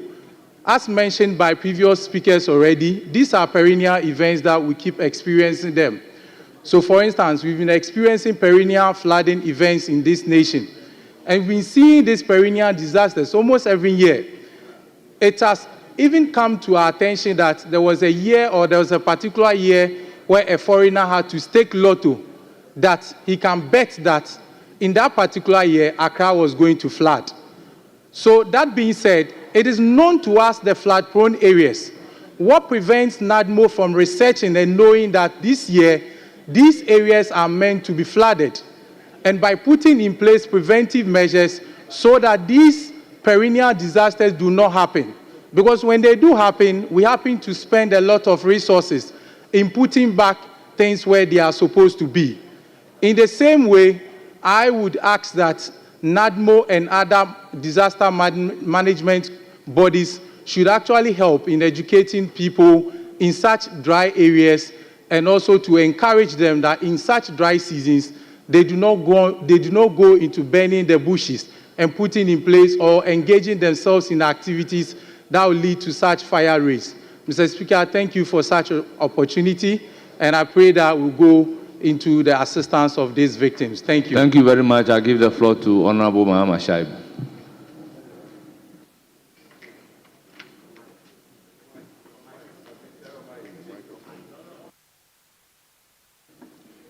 Speaker, let me thank you for the opportunity to contribute to the statement ably made by my good friend from Pandai.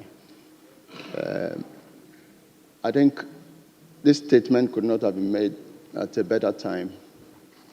The dry season or the Harmattan season is here with us again, and it comes in its wake, very devastating consequences. Indeed, it is a season that is natural, and we ought to prepare for the season. Every year, we come to lament over the effects of bushfires. But every year, we will still encounter this same problem. Growing up in the 80s, Speaker, This country experienced a very devastating dry season that swept across the entire Savannah woodland and left in its wake destruction of all farms. Indeed, there was a major drought and food shortages, and the worst affected were secondary schools. I remember we scavenged and gleaned through nearby communities and farms just to get some corn to roast and chew as students. That is the effect of the harmattan and the dry season. We need to take a cue. We need to prefer solutions to it. But that has to do with attitude. Attitude in the sense that farmers will normally set fire when they go to farm. Education to farmers is actually very, very critical. Indeed, the season is such that the least thought, you have a widespread effect, and it cuts across the entire northern Savannah ecological zone. And that spans right from Kintampo through to the upper east and west regions. Mr. Speaker, we need to take pragmatic efforts in educating farmers and then the youth. Cigarette smokers, I know the law is against it in the public places, but at least people still have it. Anything that has to do with fire, preventing it is the best cure. Mr. Speaker, for farmers who have lost their property, I mean, you can imagine a whole farming season. Mr. Speaker, a farmer has put in a great deal of industry in coming out with his farm produce. Then one fine morning or evening, fire guards and takes everything off the farmer. It is a great statement that you have made. It should awaken our consciousness, and we must make an effort to get civil society organizations and other well-meaning institutions to up the education of bushfires. Indeed, when we prevent it, we will stop these perennial statements that we make regarding bushfires. Mr. Speaker, let me thank the maker of the statement one more time and pray and hope that we'll come out with solutions to curb the menace. I thank you so very much, Mr. Speaker. Thank you very much. Yes, Honorable Member. Yeah, thank you, Mr. Speaker. Mr. Speaker, I rise to comment on the statement by Honorable Nyindam, especially on insurance for farmers who are victims of such disasters. Mr. Speaker, the African Risk Capacity, which is an initiative of African Union on insurance for farmers involved in disasters, was established. And Mr. Speaker, Ghana was the first West African country to apply and also do all customizations and was given a certificate of good standing. Mr. Speaker, as I speak now, Ghana has paid a premium of $1 million, and last year there was a drought in the 5 northern regions. The Ministry of Interior and Ministry of Finance applied for some benefit for the farmers. So I want to take this opportunity to appeal to the government through the Ministry of Finance and Ministry of Interior to follow it up so that they can get some benefit for such farmers who are involved in such disasters. Thank you very much, Mr. Speaker. Thank you, honorable members. Now, leadership.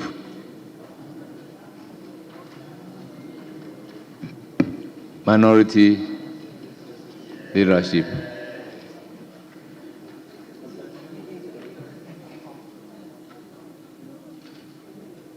Yes, honorable member. Thank you very much, Mr. Speaker. Mr. Speaker, we all thank the maker of the statement for such a brilliant piece. Mr. Speaker, first and foremost, we would like to tell him to send to his constituents that Ghana would definitely stand behind them for them to be able to recover. Mr. Speaker, my biggest challenge is that every time we come to this chamber about bushfires and flood, it seems that it has become an annual ritual without any solutions to them. In 1983, when the fires came, my grandmother's farm in Anyuankwanta completely got destroyed. So the hardships were everywhere. I know that my former boss, Kofi Ada, rice farm got burnt. Recently, just after the election, the minister for Savannah's rice farm also got burnt. So it shows that there's something amiss about these fires that keeps coming to our doorsteps. But unfortunately, it seems that when you sometimes also advise Ghanaians, they get offended. Because now that the fires are coming, we are all talking about insurances, government support, and the rest. But we also know that there are certain basic things that farmers can also do as buffers to make sure that the fires don't spread from one farm to the other. They won't do it. And then it becomes a problem. And then when people advise them, they become the target. How many times can we as a country continue to throw our money into the dustbin through bushfires or floods? I remember one day there was some floods in my area, and I'd advise those who were staying in flood-prone areas to always have a plan B.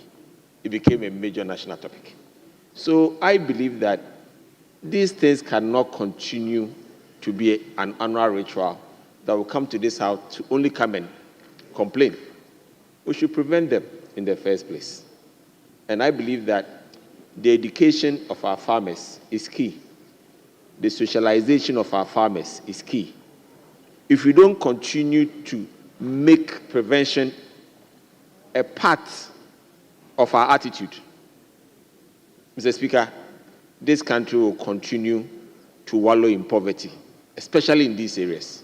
Because we all know that farming communities are one of the poverty-struck areas in our country. Because first and foremost, the farm business itself is not generating the incomes we expect it to generate for them.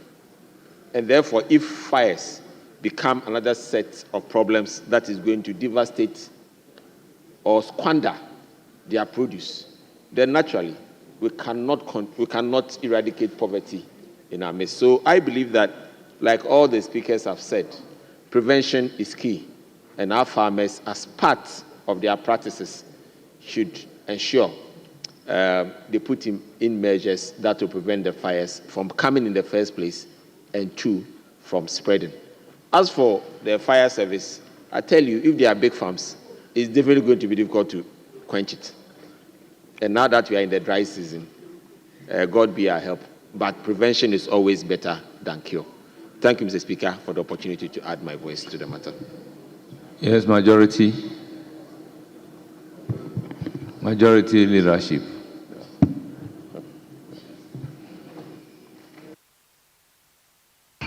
The now member will take the place of the majority leadership. Thank you.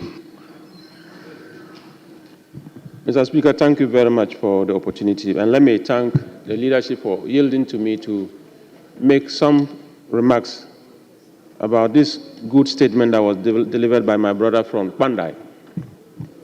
Mr. Speaker, 1983 is still fresh in our minds. 42 years ago, the devastation that we suffered as a country, many farmers are yet to recover. And I can say, if you go to a place like the Afram Plains, the effect of the bushfires in 1983 has left an indelible mark, to the point that cocoa farms that were destroyed at the time have never been able to be reconstructed again. A decade later, in 1992, the Fourth Republic started. 32 years down the line, Mr. Speaker, we are still in the chamber, lamenting of the effect of bushfires. But we all know there are best practices around the world. And I can talk about a few of them within Ghana. If you go to the Mole National Park, there is something we call controlled burning. My brother from Kintampo North talked about early burning. We call it controlled burning. And controlled burning normally is done around November, when the grass are not too dry, they are not too combustible. But if you wait until January, February, where the grasses are so dry and so combustible, when you find fire burning, the capacity of any group of people or the capacity of any national institution like the Ghana National Fire Service to fight that fire becomes limited. Mr. Speaker, we all know climate change is a reality.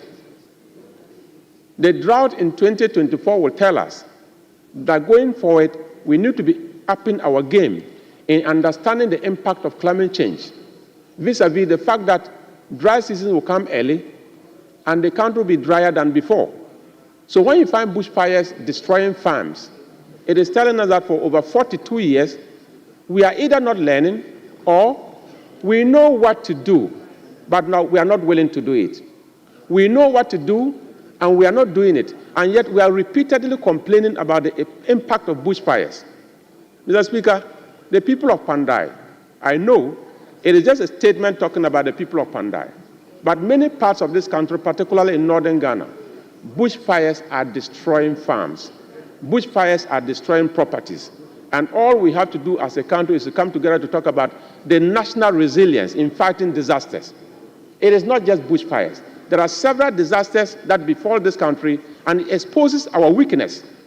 Mr. Speaker, the very good recommendations made by my brother from Pandai should be looked at, and let's come together as a country, bring in experts for us to craft a strategy to ensure that in 2026, when bushfires are coming again, Ghana as a country will be prepared to meet the challenge and save our farmers, save our properties, and save a national disgrace. With these few words, Mr. Speaker, I am so grateful, and I thank the maker of the speaker. Thank you so much.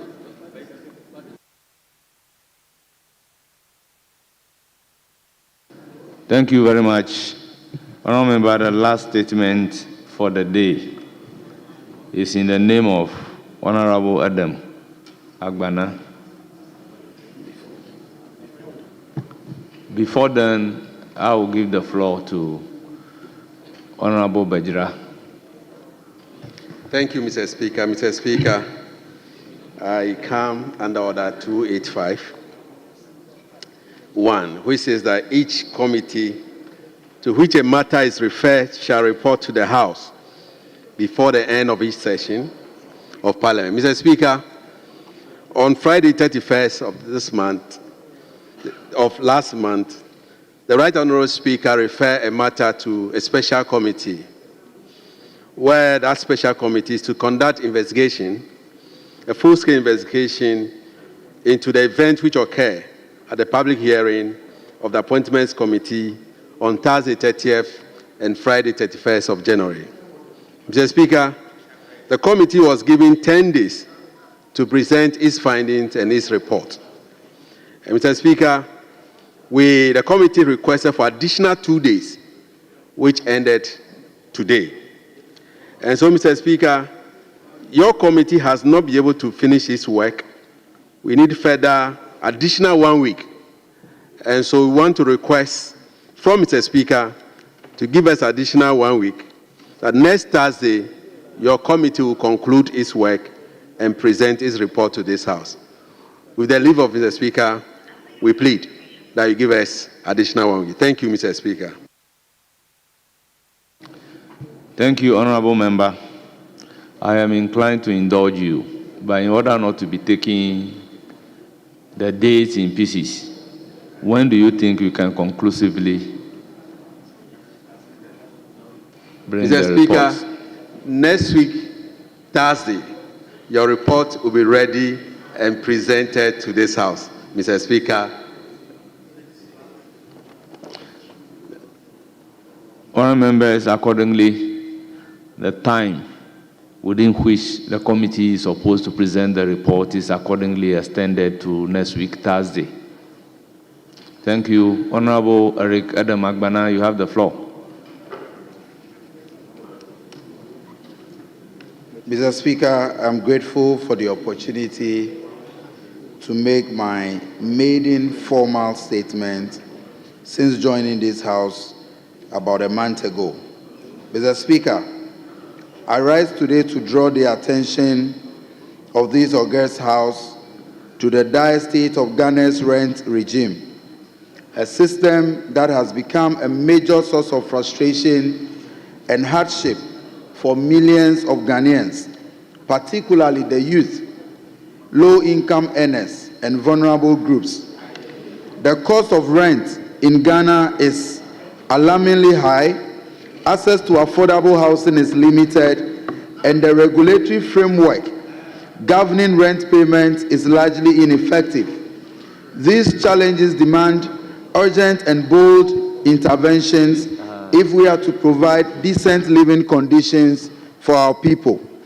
Mr. Speaker, it is not surprising that when I conducted a survey on a social media platform called X, formerly Twitter, the rent regime was identified by most Ghanaians as their #1 challenge in the country. It is therefore imperative that we act with urgency, discuss this challenge, and profess sustainable solutions.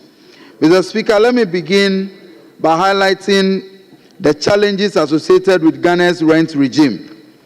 Mr. Speaker, the first one is the exorbitant rent cost.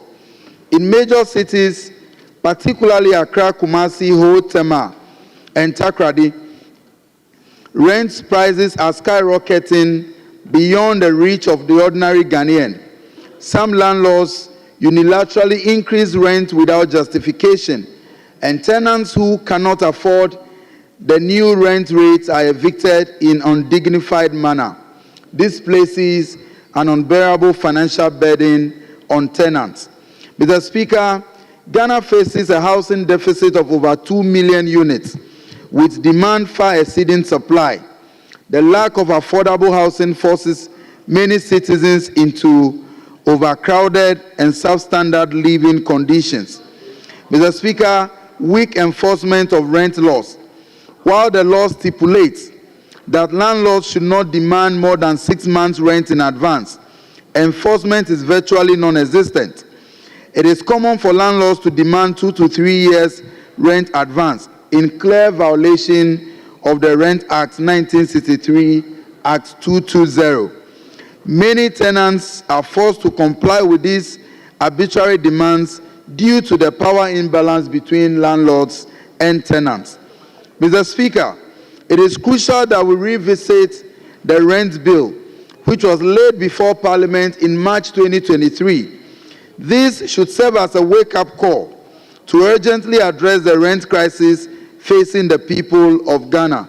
This is important because President Mahama also promised same in the run-up to the 2024 general elections. Mr. Speaker, unregulated and exploitative rental market. The absence of clear rent control system has allowed landlords to charge arbitrary rates, revise rents without justification, and unfairly evict clients or tenants. Mr. Speaker, the causes of the crisis. Mr. Speaker, ineffective rent control system, limited access to mortgage, uncoordinated government housing policies, and the high cost of building materials have been identified as some of the causes of the crisis in the rent regime that we currently face.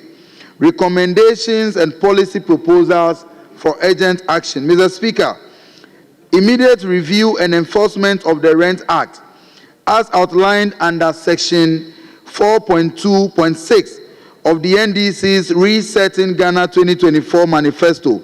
The government must review the Rent Act to introduce standardization in residential housing and enforce quality control in the built environment. Mr. Speaker, restructuring of the Rent Department into a Ghana Rent Authority to resource and give the necessary support to ensure that the interests of both tenants and landlords are balanced. Mr. Speaker, the establishment of a national rent assistance scheme. Again, this is one of the solutions outlined in the NDC's 2024 manifesto and it is important to hold the government accountable to that. The state must support low-income earners by providing a rent advance loan scheme to enable them to afford decent housing without struggling to pay lump sums upfront. Mr. Speaker, imagine the plight of a young graduate from Penyi Tamekope posted to DVLA head office in Accra for her national service. How can she raise, on the average, 36,000 Ghana cedis to pay a rent advance for 2 years for a single room that costs about 1,500 Ghana cedis per month, when her compulsory national service allowance is only 715 Ghana cedis per month, which is rarely paid early? Mr. Speaker, we need massive investment in affordable housing, and the government must collaborate with the private sector to build affordable housing units across the country, particularly in urban centers where rent is most expensive. This will significantly reduce the housing deficit. Mr. Speaker, it is also important that a new rent pricing framework is introduced to prevent landlords from arbitrarily increasing rent. Mr. Speaker, tax incentives for affordable housing. Developers who invest in affordable rental units should be granted tax incentives to encourage more housing projects. Mr. Speaker, in conclusion, the current rent situation in Ghana is unsustainable. It is an issue of national urgency that demands immediate and bold interventions. The citizens of this country deserve to live in dignity, and as leaders, it is our responsibility to ensure that housing, a basic necessity, is accessible and affordable for all. I therefore humbly call on this honorable House to act now and protect the ordinary Ghanaian from the burden of excessive rent costs. Mr. Speaker, once again, I thank you for the opportunity to make this statement. Thank you. Thank you very much, Honorable Member. I will give the floor to Honorable Former Minister for Roads and Transport. Thank you. Roads and Highways. Thank you very much, Mr. Speaker, for the opportunity to contribute to this very important statement. And I want to commend my esteemed colleague for raising this issue of rent and its associated problems. Mr. Speaker, rent is a very important area that, as a country, we must all focus on and make sure that we provide shelter, especially for low-income Ghanaians. Mr. Speaker, unfortunately, the Rent Act, which was passed about 60 years ago, has outlived its usefulness. In fact, as a result of urbanization, population growth, and the huge housing deficit, my colleague mentioned that it's 2 million. In fact, it has moved down to 1.8 million. But it's still huge, Mr. Speaker. As a result, it has made the Rent Act and its implementation difficult. In fact, as housing minister, I've come to this house to answer a lot of questions on the Rent Act. And many of the issues that my colleague raised have been answered in the proposal that I brought to Parliament. In fact, he did mention that in March 2003, a review of the Rent Act was brought to this August House. It has delayed unnecessarily, and I think when it comes to revision of acts and legislation, it is the responsibility of Parliament, as was espoused by Honorable Speaker Abam Babin. Is currently, I understand, at the ministry, and we call on the ministry to, as a matter of urgency, to bring back the rent bill so that Parliament, which is the body responsible for legislation, can do its job in shaping the and bringing into place a new rent act that will address many of the issues that the member raised. In fact, he mentioned the need to move rent act department into an authority. The institutional aspect of the bill is highly recognized in the bill, and I expect that when it comes back, we will look at it thoroughly.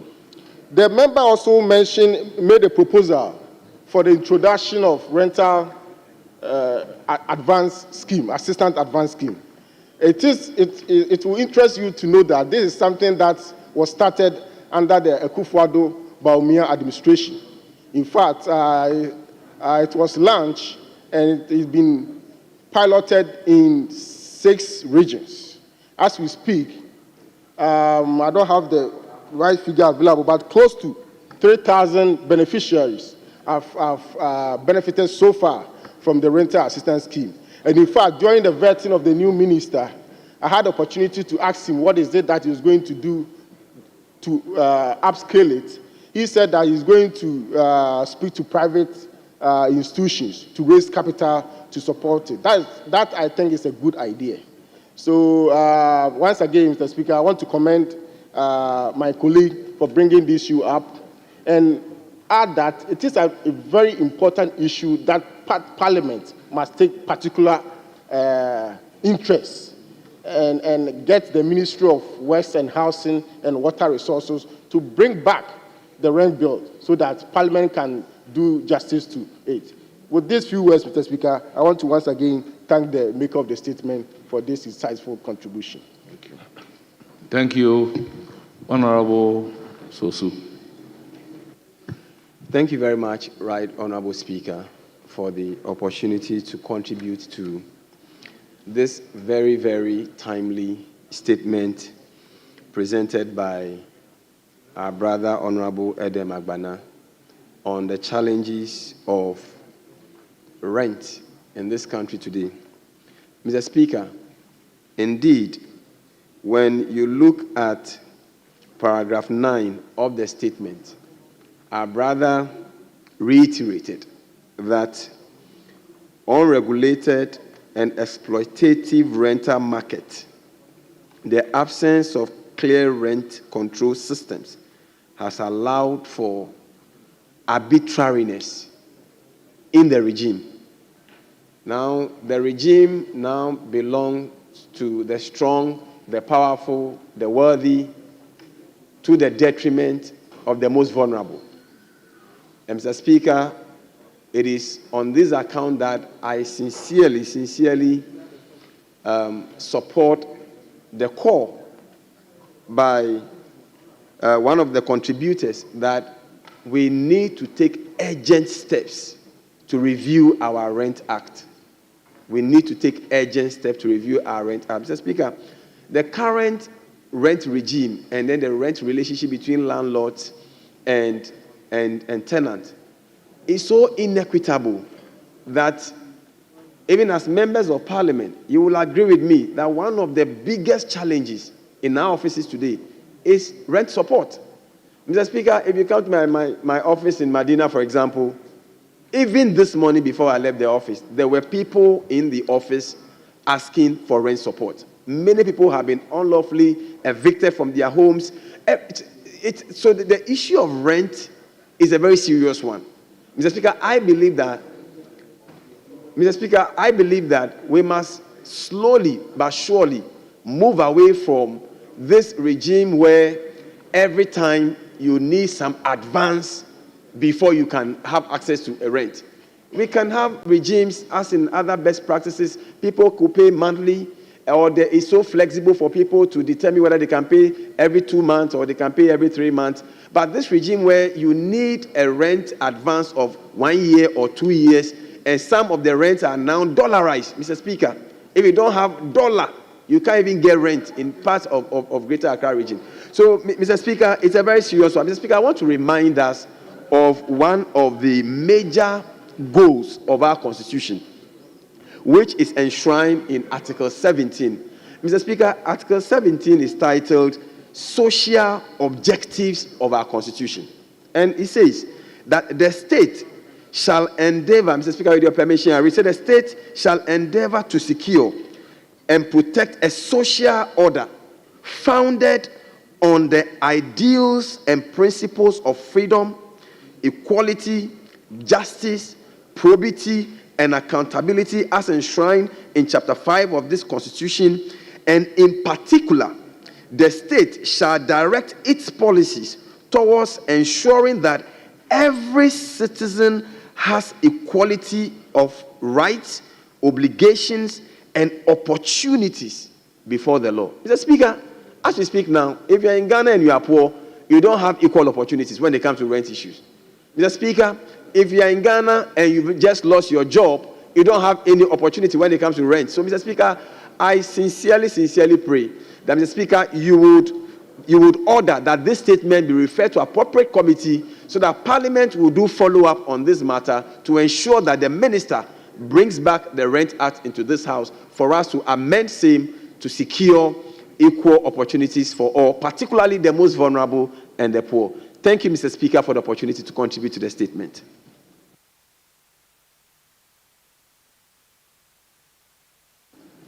Thank you, Honorable Asamoah. Thank you, Mr. Speaker. And let us appreciate the maker of the statement, Honorable Eric Edem Agbanya, Member of Parliament for the good people of K2 North.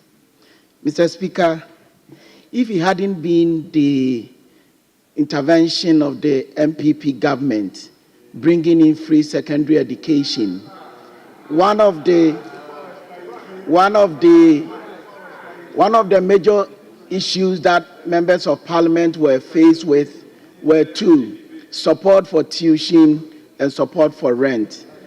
I'm happy to say that that of tuition has been taken away, and one of the major problems we are being faced now is rent support. Honorable Asamoah, before the introduction of the free senior high school, were students paying tuition fee at secondary level? Mr. Speaker, that support was I always say that in contributing to statement, you need to be guided by the standing order. Yes. And we must be factual. Mr. Speaker, I don't intend to generate a debate, but I want to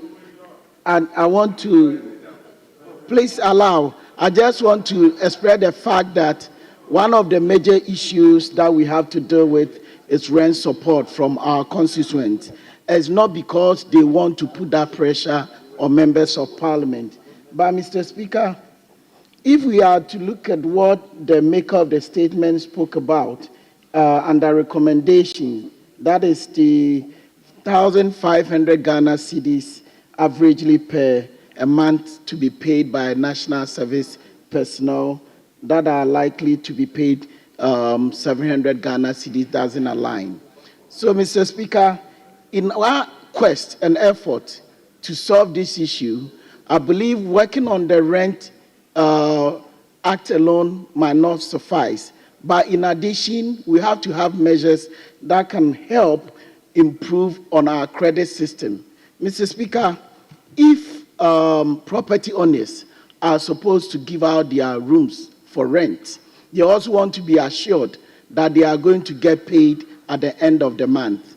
So in addition to support our system, it will be good that what the previous government started to work on, which is the establishment of a good credit score system, so that property owners will be assured to give their rooms for rent, in order not to ask for people to pay 2 or 3 years advance so that they can be assured of their payment.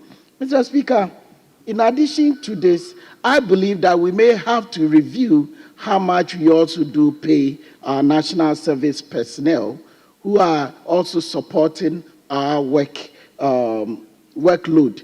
If you look at countries that are working on dual system, that national service is also a time that one has to learn to be part of the workforce. And it shouldn't be a time of punishment to our national service personnel. 1 year is quite a long time, And I believe if government can also take steps to review how much we pay our national service personnel, because if they are to pay 1,500 a month, 1,500 Ghana cedis a month, that means they will be in arrears every month to be able to survive, not to talk about their transportation and feeding. So whilst we are taking steps to look at rent issues, Mr. Speaker, my advice is that government should, as a matter of agency, review how much we are paying national service personnel to support them as well. Thank you, Mr. Speaker. Thank you, Honourable Member. Thank you very much, Mr. Speaker, for the opportunity to contribute to this particular statement. And I want to thank the maker of the statement. That, Mr. Speaker, this issue has come up, I think, just about the right time. We all know the cost of rent in this country and the housing deficit that we have in this country.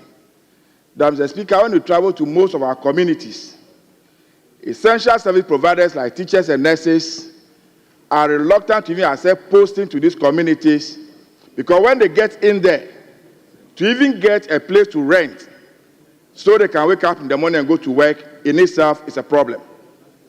Apart from the cost in the cities, as the maker of the statement has enumerated, in the villages, the houses are simply not available.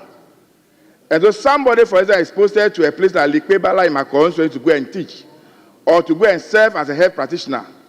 The fellow has to stay in Howe, pick a motor in the morning before he gets to work. Mr. Speaker, oftentimes when you see them in the morning, they look like people coming from maybe a Galante pit as a result of the nature of the road. And so, Mr. Speaker, when we say we are building affordable houses, and the focus and the concentration is always in the towns and the cities, and no attention is paid to the rural areas, what it will create eventually is that everybody will want to move to the cities and towns where they believe they can get proper accommodation and housing for their families. And so whilst we make effort to provide affordable housing, Mr. Speaker, it will be important that we pay some attention to the villages. Mr. Speaker, the next issue I want to raise has to do with the cost of the so-called affordable houses that we've even built in Accra. Mr. Speaker, go and find out today how much they are renting these same affordable houses. So you have an institution like SNIT that will use workers' money to build an apartment, like the Adenta SNIT housing. Then people who are well placed in society will go and buy these houses from SNIT.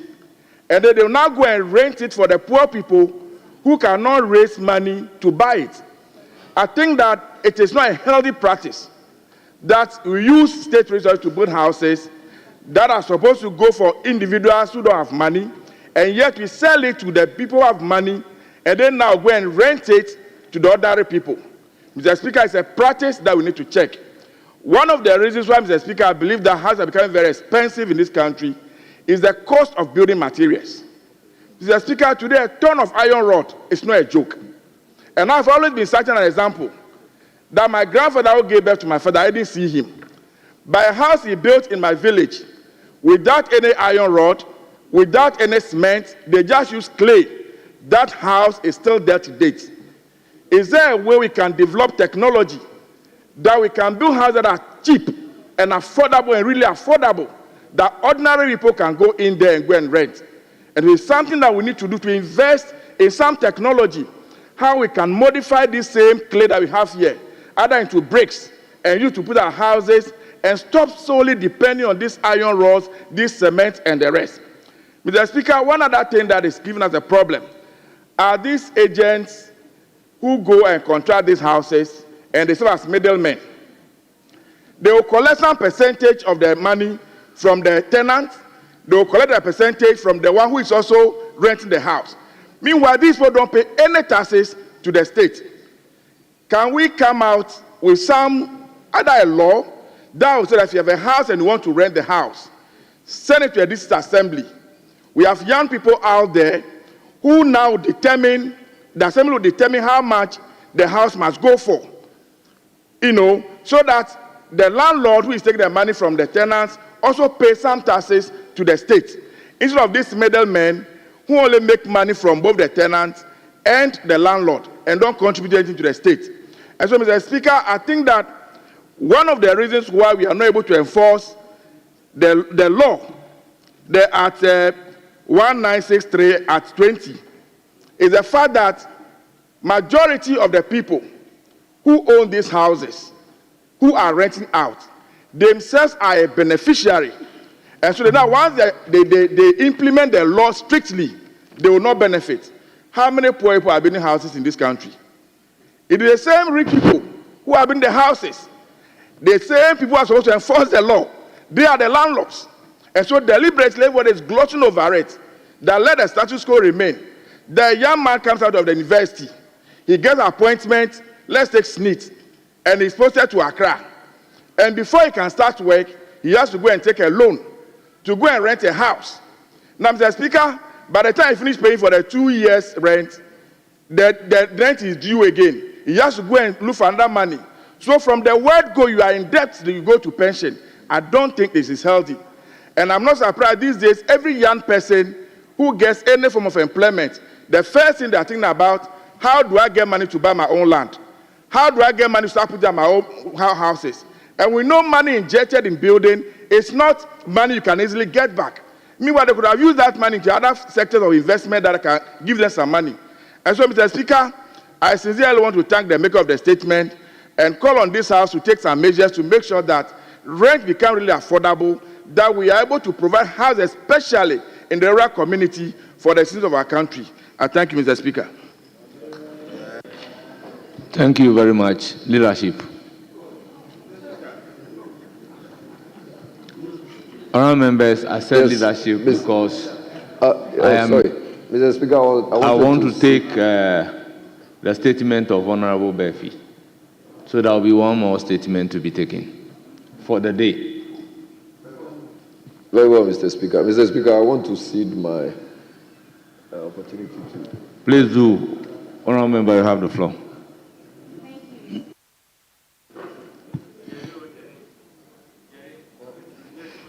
Mr. Speaker, I would like to thank you for the opportunity to contribute to the statement, well-researched and ably made by my colleague, Honourable Adam. Mr. Speaker, I believe the high rent rates we see in this country is as a result of our high deficits in our housing units.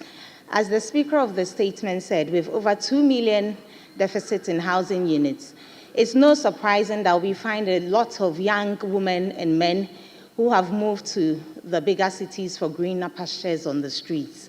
Mr. Speaker, these young men and women, mostly I'm concerned about the women, who are very innocent and vulnerable. Mr. Speaker, can you imagine those young women on the streets with men who are very active, men who sometimes come from the woods with smoke all over them, men who are seen at the blue kiosks, men who are on tramadol? I'm worried about events of the night, Mr. Speaker. Our young ladies are vulnerable. Mr. Speaker, permit me to share an experience I had over the weekend. Over the weekend, I had to visit some constituents of mine who have graciously enjoyed free SHS and are currently in Accra to pursue their, to pursue their first degree. Mr. Speaker, when I visited them in Medina, as many as 6 of them were in one room. Not only was this disheartening, Mr. Speaker, but my fear was the fact that if these young students are left in this condition for a prolonged period of time, they will be exposed to all sorts of unhealthy conditions. And it would also have an adverse impact on their studies. Mr. Speaker, no student should be exposed to these dilapidated, unsanitary, unhealthy conditions. Mr. Speaker, I had to step in and mitigate the situation by making sure that they are rehoused and put in pairs.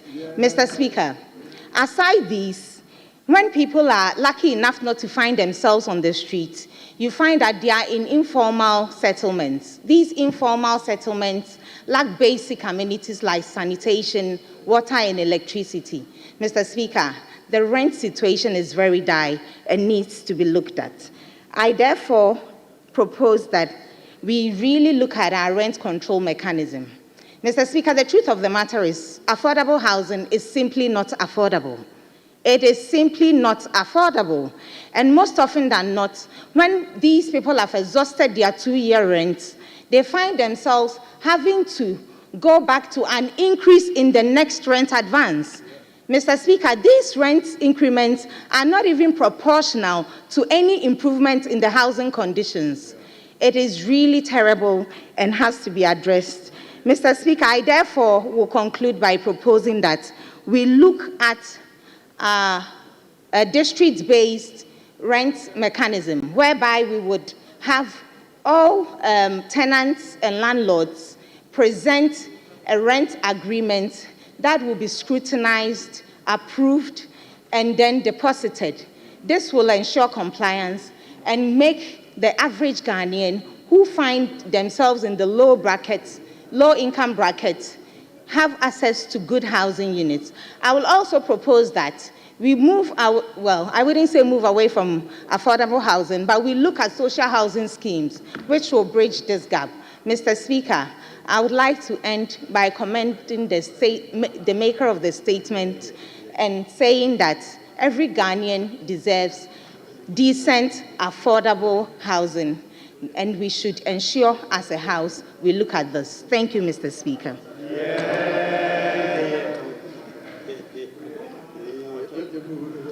You said students from your constituency are 6 in one room.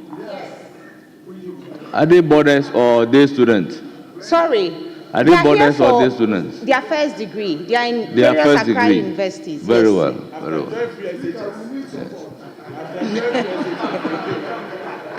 Yes, Majority Leader. Yes, Mr. Speaker. Mr. Speaker, please, I would like to yield to Honorable Gizela to conclude. Honorable Gizela Tete, you have the floor. Thank you very much, Mr. Speaker. Mr. Speaker, if there's any assurance we can give this House and to Ghanaians, this is the time for us to give it. I thank the maker of the statement and for all those who have contributed. As they say, the saying goes, Infanti, Nyansa, any Ipaku to wit, there's not one person who has all the ideas. And I always enjoy when we are able to discuss some pertinent issues that affect every single person in this House. Now, Mr. Speaker, the rental market has become a bit more sophisticated and a bit more varied. Sometimes when we discuss, we tend to limit to housing. But remember that there's also commercial rentals, which are shops and stores and others. And it has generally been an issue and a problem, and even that even goes to affect the business, the local business that goes on in this country. Now, the market is becoming more sophisticated. As you know, even Airbnbs are also part of the rental market. They would have been maybe in the category of hotels, people should sleep in hotels, but they choose to sleep in people's rented places. And so I just want to give the assurance to this House and to Ghanaians in general that the government of John Dramani Mahama, as he's resetting this country, he's resetting some of the programs and some of the policies that he has put in place, and this rental issue will be dealt with comprehensively. There must be a balance also.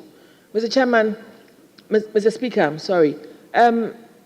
People invest.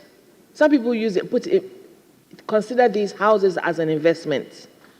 And so they also feel that they must also get returns. And so there must be a fine balance between the supply, obviously, and the demand for it. And so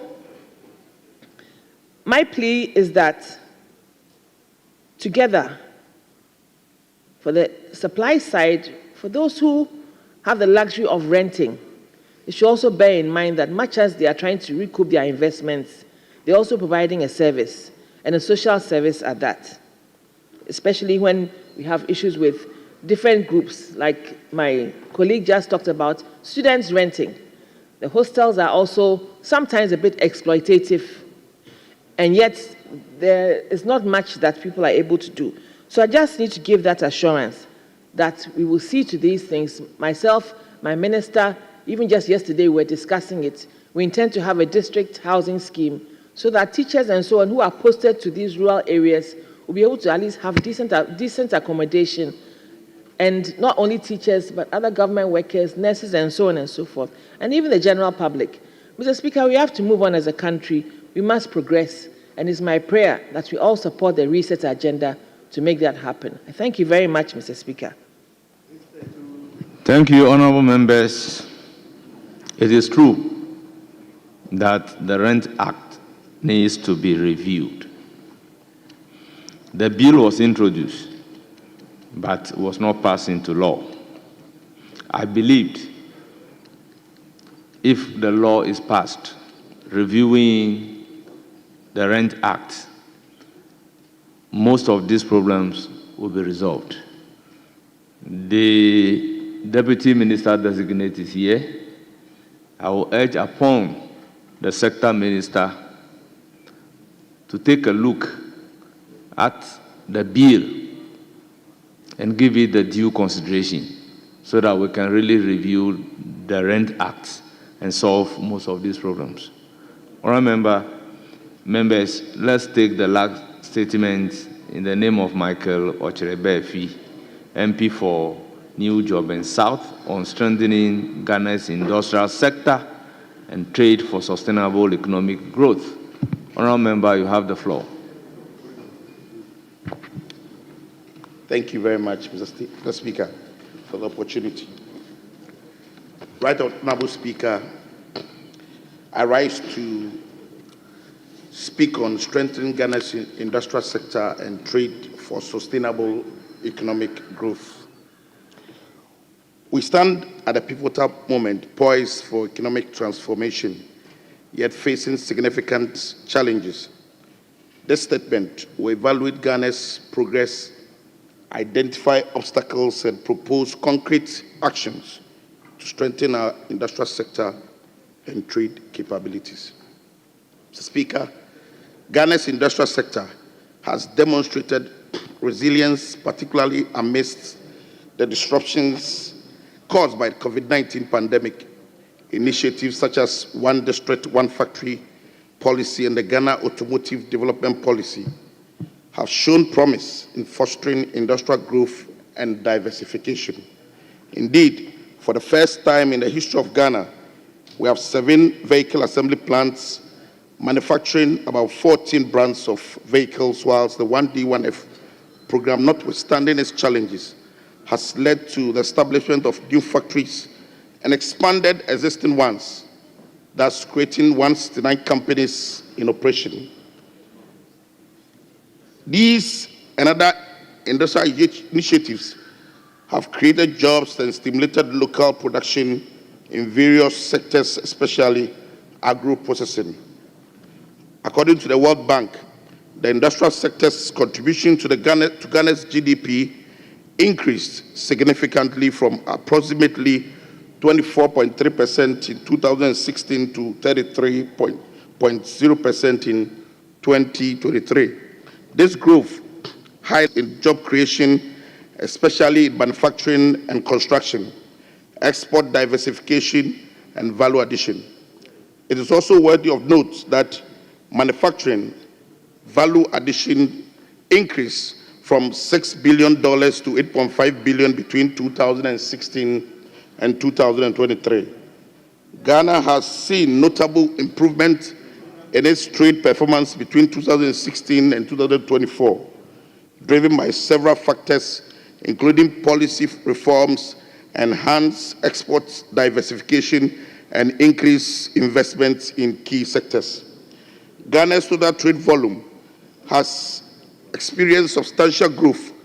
For example, total export rose from approximately 13.5 billion in 2016 to an estimated 20 billion by 2023. Imports also increased, but at a slower rate, leading to an overall positive balance in trade in certain years, particularly due to rising commodity prices on the global market. Mr. Speaker, cocoa, gold, and oil remains the cornerstone of Ghana's export economy.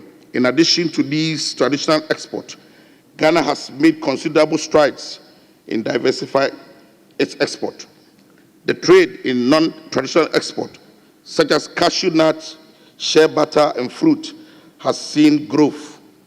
Non-traditional exports increased from about 2 billion in 2016 to 3 billion by 2023.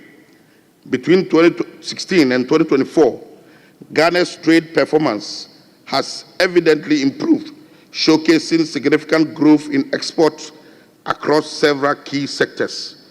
Continued investment in infrastructure and a focus on diversifying trade routes and products will be critical for maintaining this positive trajectory in the future. The government's strategic initiatives aimed at enhancing trade will be essential for further sustainable economic development. Mr. Speaker, despite these positive indicators, several critical challenges hinder Ghana's industrial and trade sector. One, high electricity tariffs for manufacturers. High energy costs increase production expenses, making Ghanaian goods less competitive in both domestic and international markets. Addressing this requires diversification of energy sources, investment in renewable energy infrastructure, and potentially targeted subsidies for energy-intensive industries.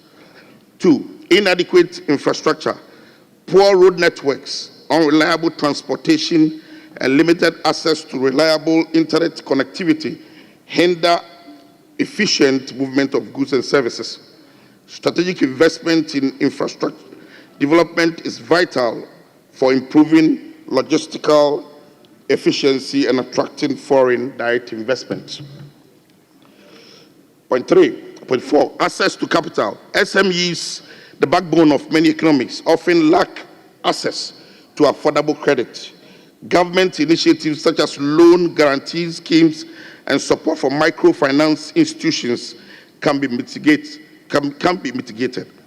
Point 5, technological innovation and skilled labor.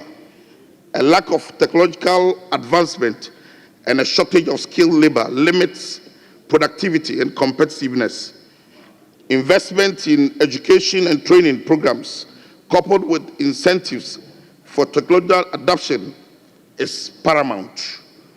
Point 6, export diversification. Over-reliance on a few key exports renders Ghana vulnerable to price shocks. Value addition to new materials, exploration of new markets, and strategic partnership to access global value chains are crucial for diversification. The Speaker, I propose these recommendations to help government to be able to boost trade and the export and the industrial sector. One, to enhance Ghana's industrial sector and trade, the following recommendations must be taken seriously. The first one is strengthen the 1D, 1F and automotive industrial sector. A comprehensive evaluation of these policies is needed to identify successful strategies and areas requiring improvement. Targeted support for high growth sectors coupled with streamlined bureaucratic processes will maximize their impact. Improve infrastructure. Invest in robust transportation networks, reliable power supply, and high-speed internet access to reduce operational costs and boost competitiveness. Enhance access to finance. We have to expand access to credit for SMEs through government-backed loans, microfinance institutions, and innovative financial instruments.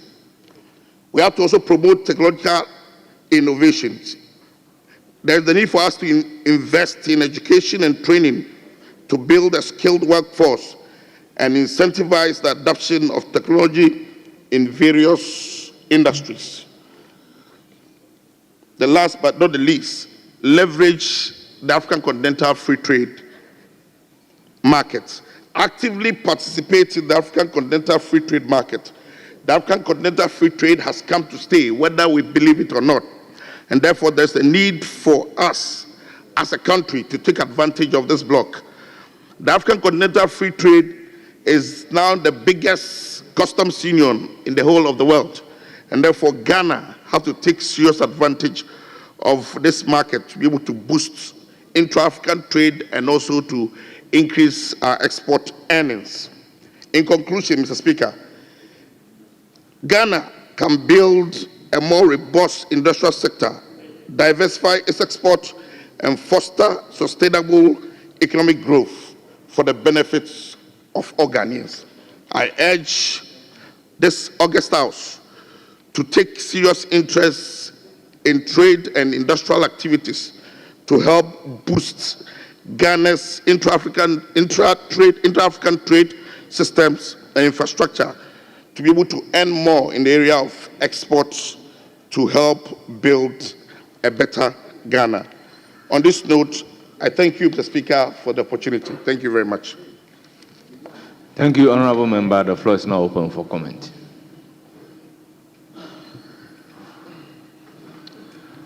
Yes, Honorable Member.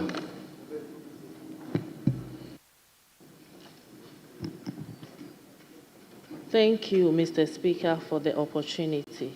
I rise to support a statement made by my colleague, Honorable Michael Kofi Befi. Mr. Speaker, a woman trade from Ghana face a lot of challenges using a flower border for trade. Mr. Speaker, from Akachi border to Tetekwashi roundabout, we have about 27 checkpoints on the route. This is an issue we need to address and to assure smooth trade at the border. Thank you, Mr. Speaker. Thank you very much. Yes, Honorable Member. Thank you, Mr. Speaker. I think I want to commend the maker of the statement. And my contribution has to do with improvement in industrialization. As we all know, last time a colleague made a statement here that we don't need any magician to work at the Bank of Ghana to reduce the pressure on the dollar. But all that we need to do is to increase productivity. If supply exceeds demand, the pressure on the dollar comes down. Mr. Speaker, it will surprise you to see a very big factory set up in my constituency. That is 1 hour drive from Accra. A jute sack factory that can produce over 600,000 bags of jute sack that has been left for the past 8 years. What are we doing about this? If Ghana Cocoa Board can import sacks with millions of dollars from India and Bangladesh, why can't we revamp this factory to produce sack for Ghana Cocoa Board? Mr. Speaker, I would urge the sector minister to take up and work on this factory. I'm talking about Adesso, not far from Accra. The investors are there. They are waiting to hear from us. And what can we do about this? On this note, I will want to thank the maker of the statement and also urge the House to take the necessary action for the factory that we call Kotoku factory at Adesso to be revamped for the youth to get something to do. Thank you very much, Mr. Speaker, for your indulgence. Thank you, Honorable Samia Oku. Mr. Speaker, I like to also support and commend the maker of the statement in specific relation to our industrial sector and also how we can strengthen our trade sector. Right Honorable Speaker, the previous colleague who just spoke and in contributing to the statement made by the Honorable MP for New Javin South, made mention of another worrying trend where you can have a factory that produces things that we can use in our country. But many a time you see government moving outside even the shores of our country to get the same thing and at an exorbitant price. Right Honorable Speaker, just less than 40 minutes from here, in my own constituency where Tetekwashi brought the cocoa pod from Fernando Po to plant that today Ghana is also highly regarded as a major cocoa producing country. President Kufuor started a chocolate processing factory. Unfortunately, before President Kufuor could end his tenure, the factory was at just about 70 to 75% completion. Up to today, it's been left there. But then when you see some of these factories coming up, and you have the existing that we sometimes expand to create jobs for our own people, we turn a blind eye on it. Honorable Speaker, I believe that for us to strengthen our trade sector and the industrial sector, there are some key things that must also come to play. One, the attitude of our people in reacting, producing, and also consuming what we also produce in Ghana becomes very critical. Many of the state-owned enterprises, and Mr. Speaker, I share a personal experience as well. During Christmas and Easter festivities, where many state-owned enterprises will prefer to buy foreign rice for even their staff than the locally produced rice. And all these things definitely will have rippling effect on even the currency of our country. Once again, let me also dwell on the attitude of our people when I also say it's critical in strengthening our industrial sector. Many members of parliament, for instance, have similar experiences of even this access to microcredit. Our own people, you support with this microcredit, and many members of parliament end up carrying the burden of paying the entire credit that they even help to secure, guarantee, or support constituents and people who may be in need. I believe that even though the foundation has been laid, let me commend the previous government for the 169 companies under the 1D1F, with the old, expanding the old companies and also the establishment of new ones. But I believe that these companies will eventually die off if we do not even consume what they are producing, if we do not take advantage of what they are even producing. And then also the taste developed for foreign goods, right, Honorable Speaker, is something that I won't say you can compel somebody to just necessarily consume what we produce in Ghana. But I think we should also make it much more attractive for these companies that are also helping employ our people, helping develop our country, also have the benefit of the things that they are producing to see them on these shelves. In the past, we've had several of these beverages. After 3-4 months, after a year, you do not even find them on the shelves again.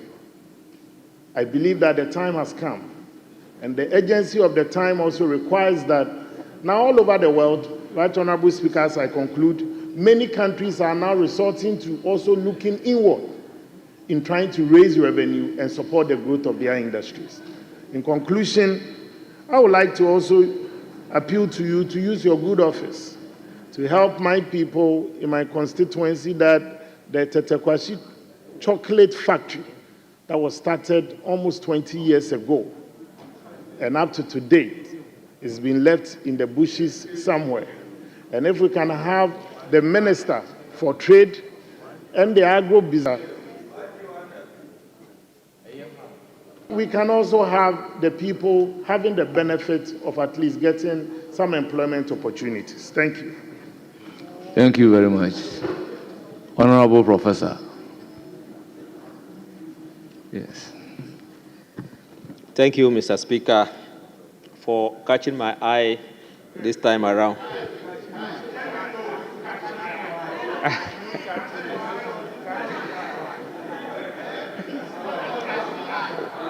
Mr. Speaker. Honourable member, allow.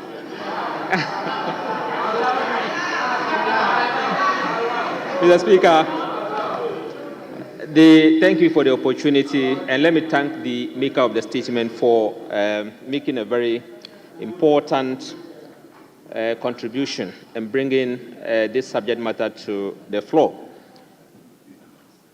Industrialization is very important that we must embrace as a country.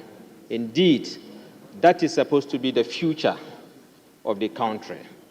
Because if you mention most of these developed countries, they have reached where they are because of industrialization. We, as a country, are blessed with a lot of raw materials, but we tend to export most of these raw materials to other countries. They get them processed, and then we import them with a lot of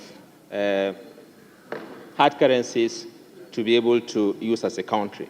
Meanwhile, we have huge potential to be able to establish these, to be able to establish these industries to take care of these things. Let me mention that the challenges we face as a country in developing our industries has to do with technological know-how. We have a country where we have good brains, but we don't consciously train our people with the requisite technological know-how to be able to man our industry. The other challenge we have as a country is high cost of production. You have industries that are folding up because of high production. I remember a case where there was this company producing parts. Because of high cost of production, they had to fold up in this country. And they relocated in Egypt, where they were producing at relatively very low cost. The products, when they produce and bring the products to this country, they are able to sell it far lesser than the price they were selling in this country and still make profit. So which means that the cost of production is a matter that we have to look at as a country. The high tariff being paid by these industries is something that we have to look at. We are transiting into renewable energy. That is what we have to look at as a country. Let's see how we can introduce these renewable energy sources in our industries. And I'm sure when that is done, it can help to bring down cost of production and also reduce the burden on this, our industries. The other issue that we have to look at is the taxes. The taxes are so much on these industries. The cost of production is very high because we tax them so much. At the end of the day, they cannot even break even. And that is very worrisome. One thing that we also have to look at is to try and see how we can introduce these industries in our rural communities. I know the previous government tried to look at this 1D, 1F, but if you look at the way they tax some of these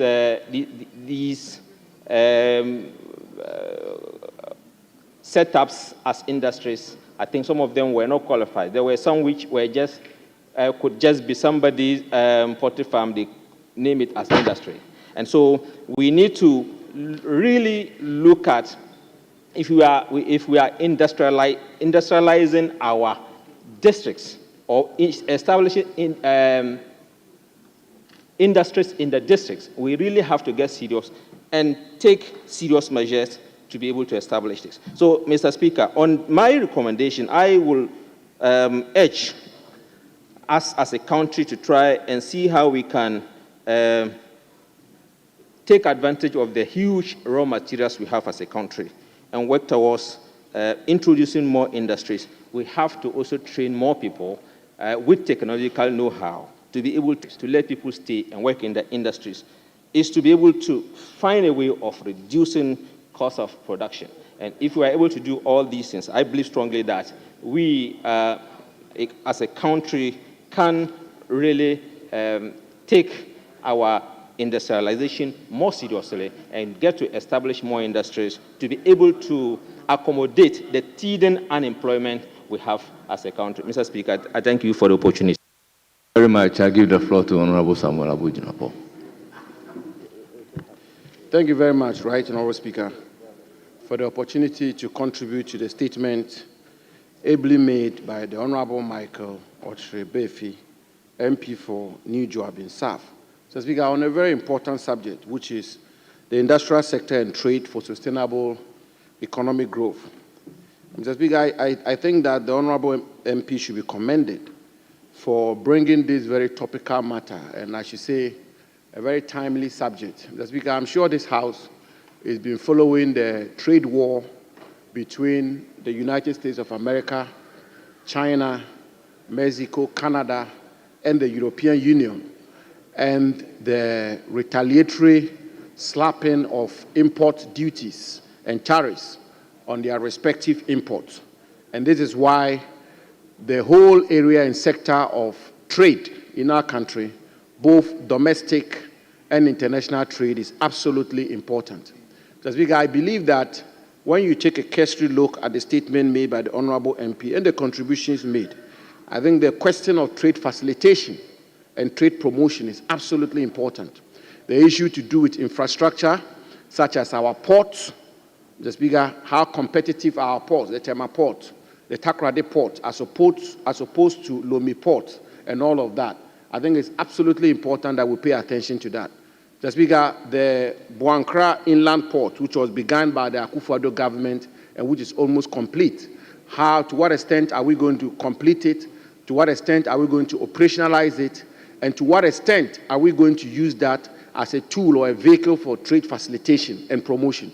Mr. Speaker, when you go to Debr in the Savannah region of Ghana, there is another inland port which has been envisioned by the Akufo-Addo administration, which is meant that we're going to have goods transported from Tema Port, Debr, and Debr becoming the hub for transportation of goods from Savannah region to Burkina Faso, to Mali, to Niger, to Chad. To what extent are we going to, the new Minister for Trade and the new government is going to complete this project and make it as an anchor and use as an anchor for trade facilitation and trade promotion? Mr. Speaker, another area of significant importance is also the area of the Africa Continental Free Trade Area. As you know, Mr. Speaker, Ghana is the headquarters for the Africa Continental Free Trade Area.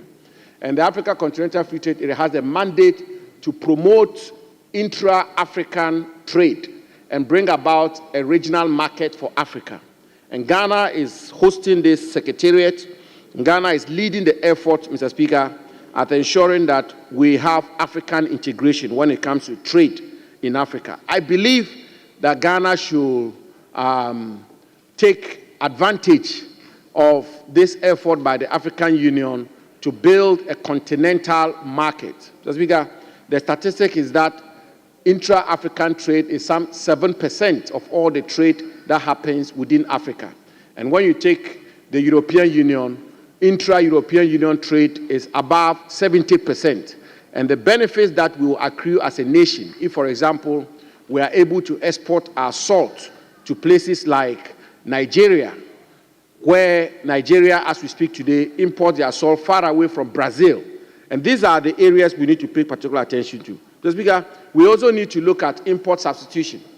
Import substitution is absolutely important because if we are able to promote import substitution, Mr. Speaker, and produce as much of our consumables here in Ghana and consume them here in Ghana and consume made in Ghana, Mr. Speaker, that is the only way we can retain Ghanaian wealth within Ghana. And that is how we can promote the private sector of Ghana. Mr. Speaker, and that is how we will not export our hard-earned currency, hard-earned foreign currency.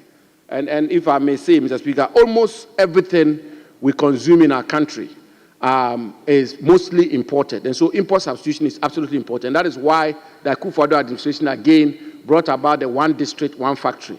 And I think it's particularly refreshing, Mr. Speaker, that the new government is also brought about agro-business as a component of the Ministry of Agriculture, as well as industry as a component of the Ministry of Trade.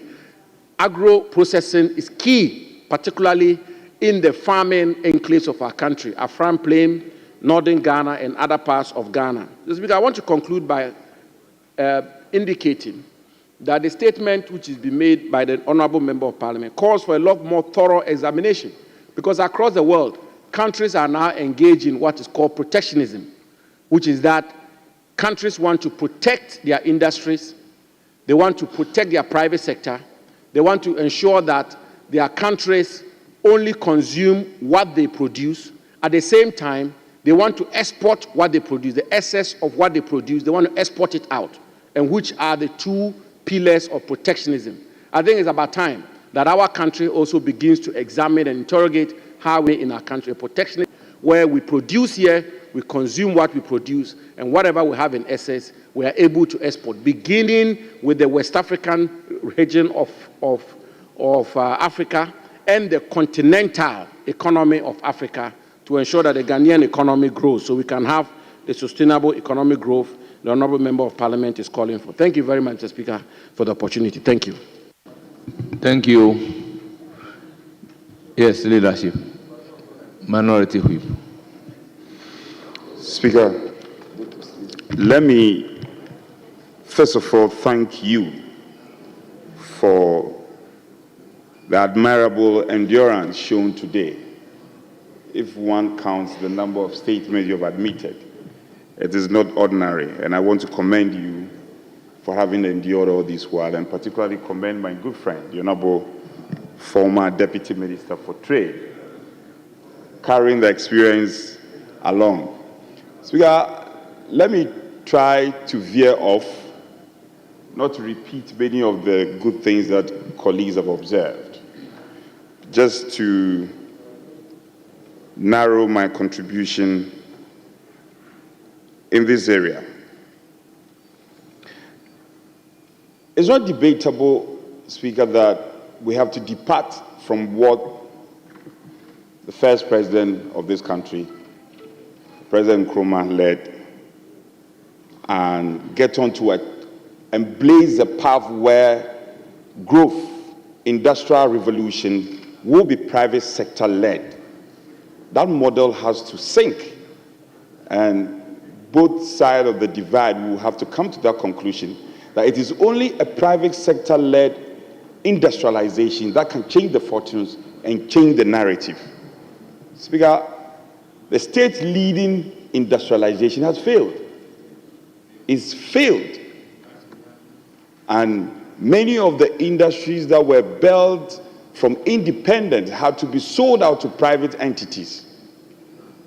We can have another day to make that argument, but the point is that a private sector-led industrial growth is what can change the narrative and change the story.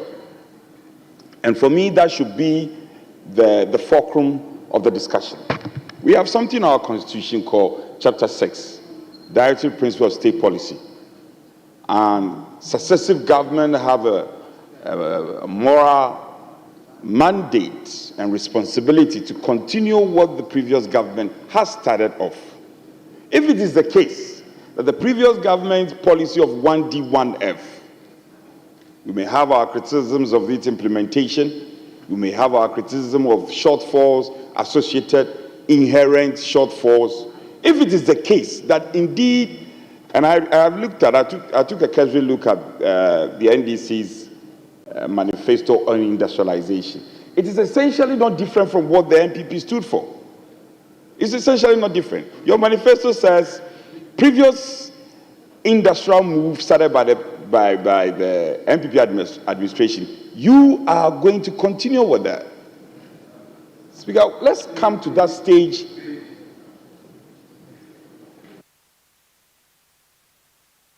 Honourable member, address me. Yes, Speaker, I'm addressing you. Let's come to that stage of our development paradigm where we will say that let's jettison the shame, if there is any, and say that the LPP started 1D, 1F.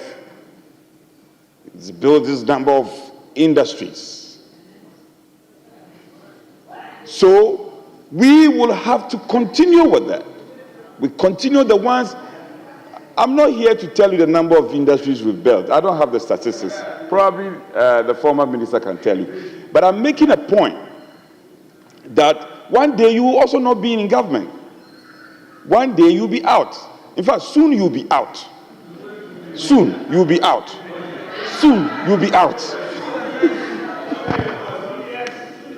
Honourable Minority Whip, please be guided accordingly. I stay on course. So let's continue a culture of continuity. That is what I'm speaking to. A culture of continuity is what we should look at. Speaker, Africa has the youngest population globally. And we know the incidental effect of this on industrial growth, incidental effect of population on the growth of the economy and the growth of a country. We are told Sub-Saharan Africa is projected to be the second fastest growing region globally after Asia. We are also told that now, unlike before when Nigeria was leading, seen as the biggest economy, South Africa now has the biggest economy, arguably the biggest economy. Something they are doing right in the area of manufacturing, something they are doing right in the area of mining. What is happening at Johannesburg? We have a lot of gold deposit in our country, but we are allowed politicking and name-calling and tagging to drain our country. What is it about Johannesburg that we can't do? We can also do same or even better. Our policy of free zone concept, Speaker, is now not, for want of a better expression, not current. Free zone. Now, the experts are talking about economic zone. And not too far, Côte d'Ivoire here. Côte d'Ivoire is becoming more competitive. And we keep relying on our past glory. Côte d'Ivoire now is becoming more competitive in terms of investment destination than Ghana. What are they doing right? They've consistently been reviewing their policy. Their policy on free zone now, they've shifted down. That is what they call economic zone.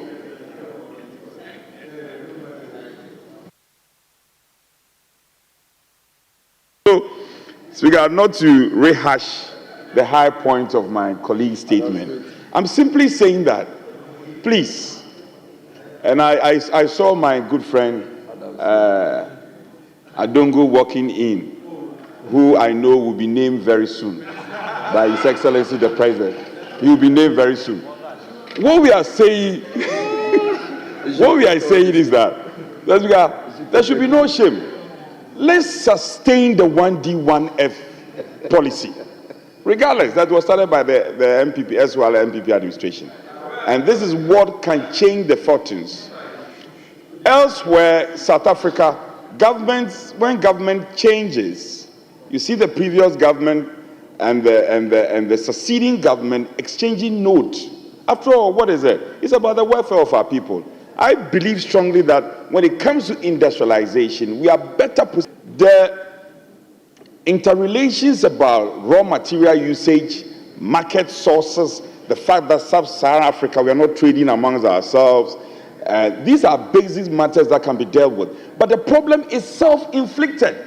The problem is self-inflicted.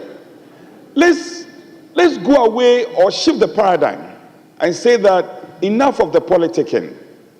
As long as there is something done which we consider as a productive and something we can continue on as a succeeding government, we should lay claim to it, own it, and say that it's a state project. Let's sustain it. And I think if we begin to change our attitude as politicians, as a political class, we will make a very good progress. We shouldn't be too worried about the number of factories that the NPP built. After all, they built some. We built a number of them. Improve upon them. Don't shy away from the 1D, 1F.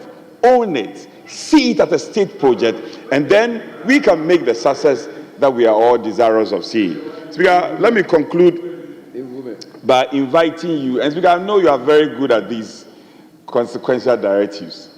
Statements, a number of statements are made in this House.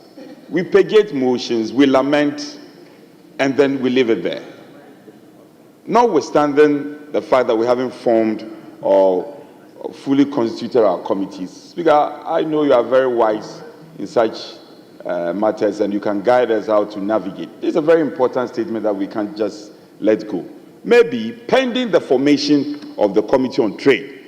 And it's also interesting to realize that His Excellency the President has decided to have the Ministry for Trade now recouched as the Ministry for Trade and Agribusiness. I commend His Excellency the President for that identity. But the effect of it must reflect practically, not just the name and the ID. And so, Speaker, I will invite you, if it finds favor with you, to make some appropriate consequential directives that I know by next week the committees will be fully constituted. They should take a look at this statement and see how we can draw on the trust of it and relate it properly for the betterment of our country. Speaker, let me commend the maker of the statement and thank you for the endurance. This number of statements you have admitted. I want to commend you highly, Speaker, for your endurance. I thank you for the opportunity. Thank you very much, Majority.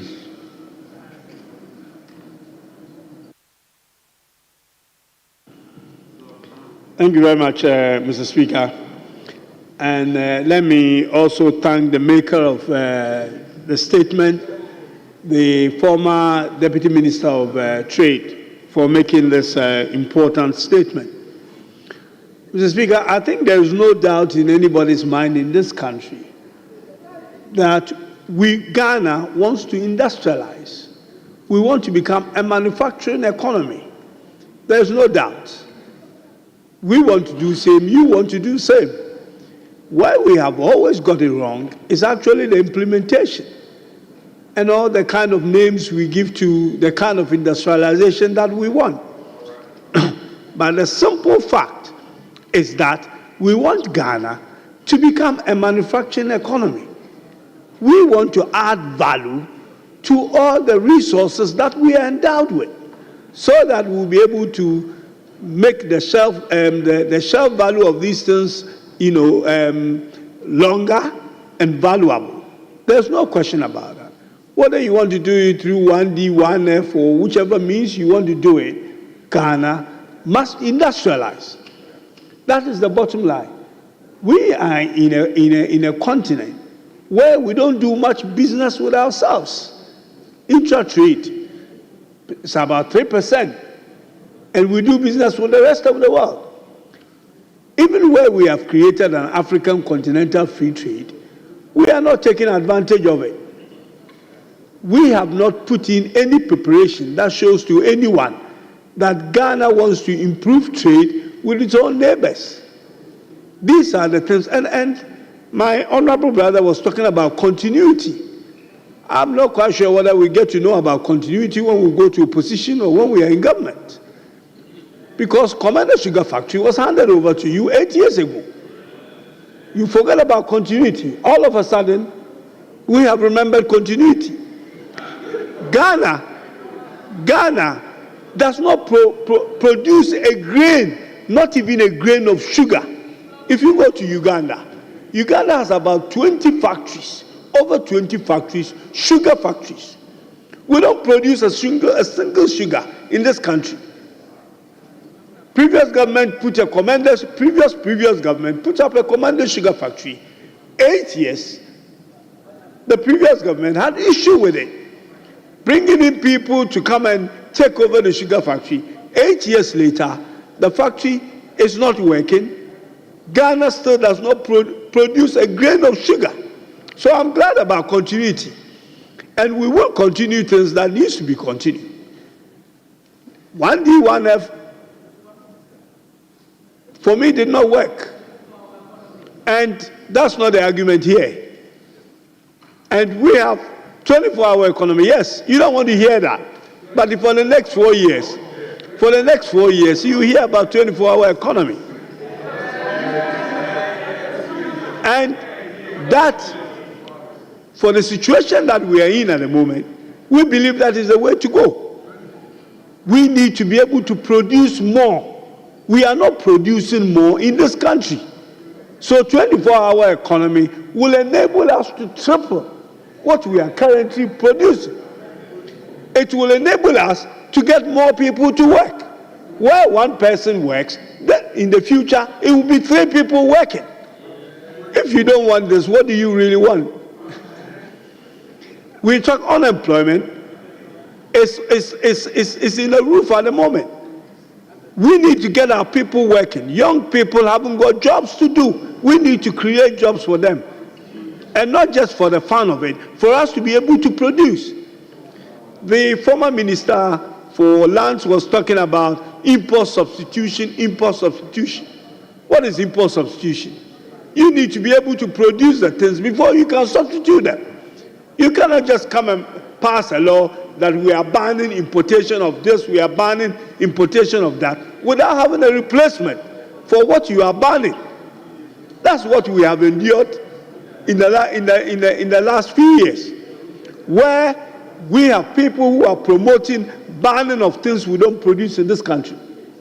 So when we start producing those things, then we can actually start stopping certain things from coming into the country. But if you don't produce them and you ban them, you're actually going to increase prices. We are talking about, the minister was also talking about, what is it called? What was he talking about? He was talking about basically looking at what the Americans are doing by being a protectionist, basically. You want to protect and you want to export. What do you really want to do? You want to protect your economy and not bring people in, but you want to export to somebody else. It's import and export. You export what you are good at and you import what you are not good at, so that you'll be able to bring things into this country either as capital good or something to produce things. We are endowed with so many things in this country, yet we don't do much to it. So 24-hour economy is about value addition. Agribusiness, which has been the agribusiness which has been added to the Ministry of Trade, is basically about value addition. That the agriculture produce or the product that we have in the agriculture sector, we are adding value to it. That's what agribusiness is. Add value to it before you either export it or consume it, so that you'll be able to improve the shelf life. Something that will rot in 10 days, you can add value to it and keep it for years and be able to increase the value when you export it.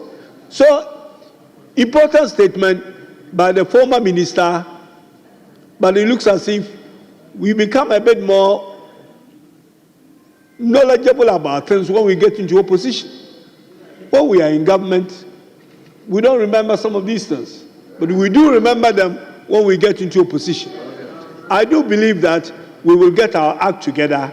We will work together on this for Ghana to be able to turn Ghana into a manufacturing economy. That is the only way we can survive as a country and take advantage of this African continental free trade that we keep talking about. African continental free trade, but many a times we sign agreement, but we do no preparation for those agreements. And others come and take advantage of us, and we cannot take advantage of them. So as we go along signing agreement, we also have to look at how those agreements will actually benefit us as a country, and not sit down for somebody to take advantage of us and say that we have the African Continental Free Trade headquarters sitting in Accra. And so what? What benefit are we getting out of that? And those are the things we need to look at. Mr. Speaker, I would like to end here. This is going to be a very long conversation for many years to come. Thank you. Thank you very much, honourable members. This is a very important statement. Consequently, I will ask that the statement be transmitted to the minister responsible for trade, agribusiness, and industry for her perusal and necessary action. Honourable member, statement time has ended. Any indication from leadership? Honourable Deputy Majority Leader, any indication? Mr. Speaker, it's been a long day. I think we would like to thank you for actually allowing the number of statements that have been made today and the contributions that we have on this. We are in your hands, and I think that we are tired. Members, in line with Standing Order 56, it is only when we have done more than 5 hours that you can be in my hands.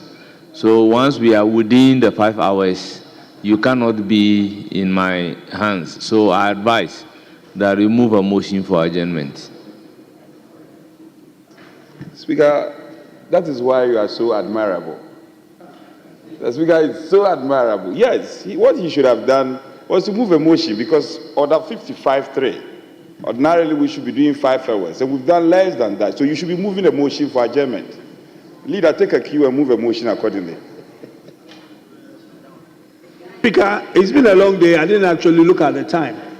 But for the time that I have sat here, I thought we had done more than, the required time. But, Mr. Speaker, I would like to move that we bring proceedings to a close for today and adjourn for tomorrow, 12 o'clock. 12 o'clock. For 12 o'clock, Mr. Speaker. Tomorrow we adjourn to 10 o'clock. Yes, the motion has been moved for adjournment. Any seconder? The motion he moved. In fact, he said 10 o'clock. Yes, 10 o'clock. As Speaker, you are for 10 o'clock. That is so. I second the motion moved. The motion has been moved and seconded. It's now for the consideration of the House. Those in favor say aye. Aye. Those against say no. The ayes have it. The House is accordingly adjourned to Friday, the 14th day of February 2025 at 10 o'clock in the forenoon.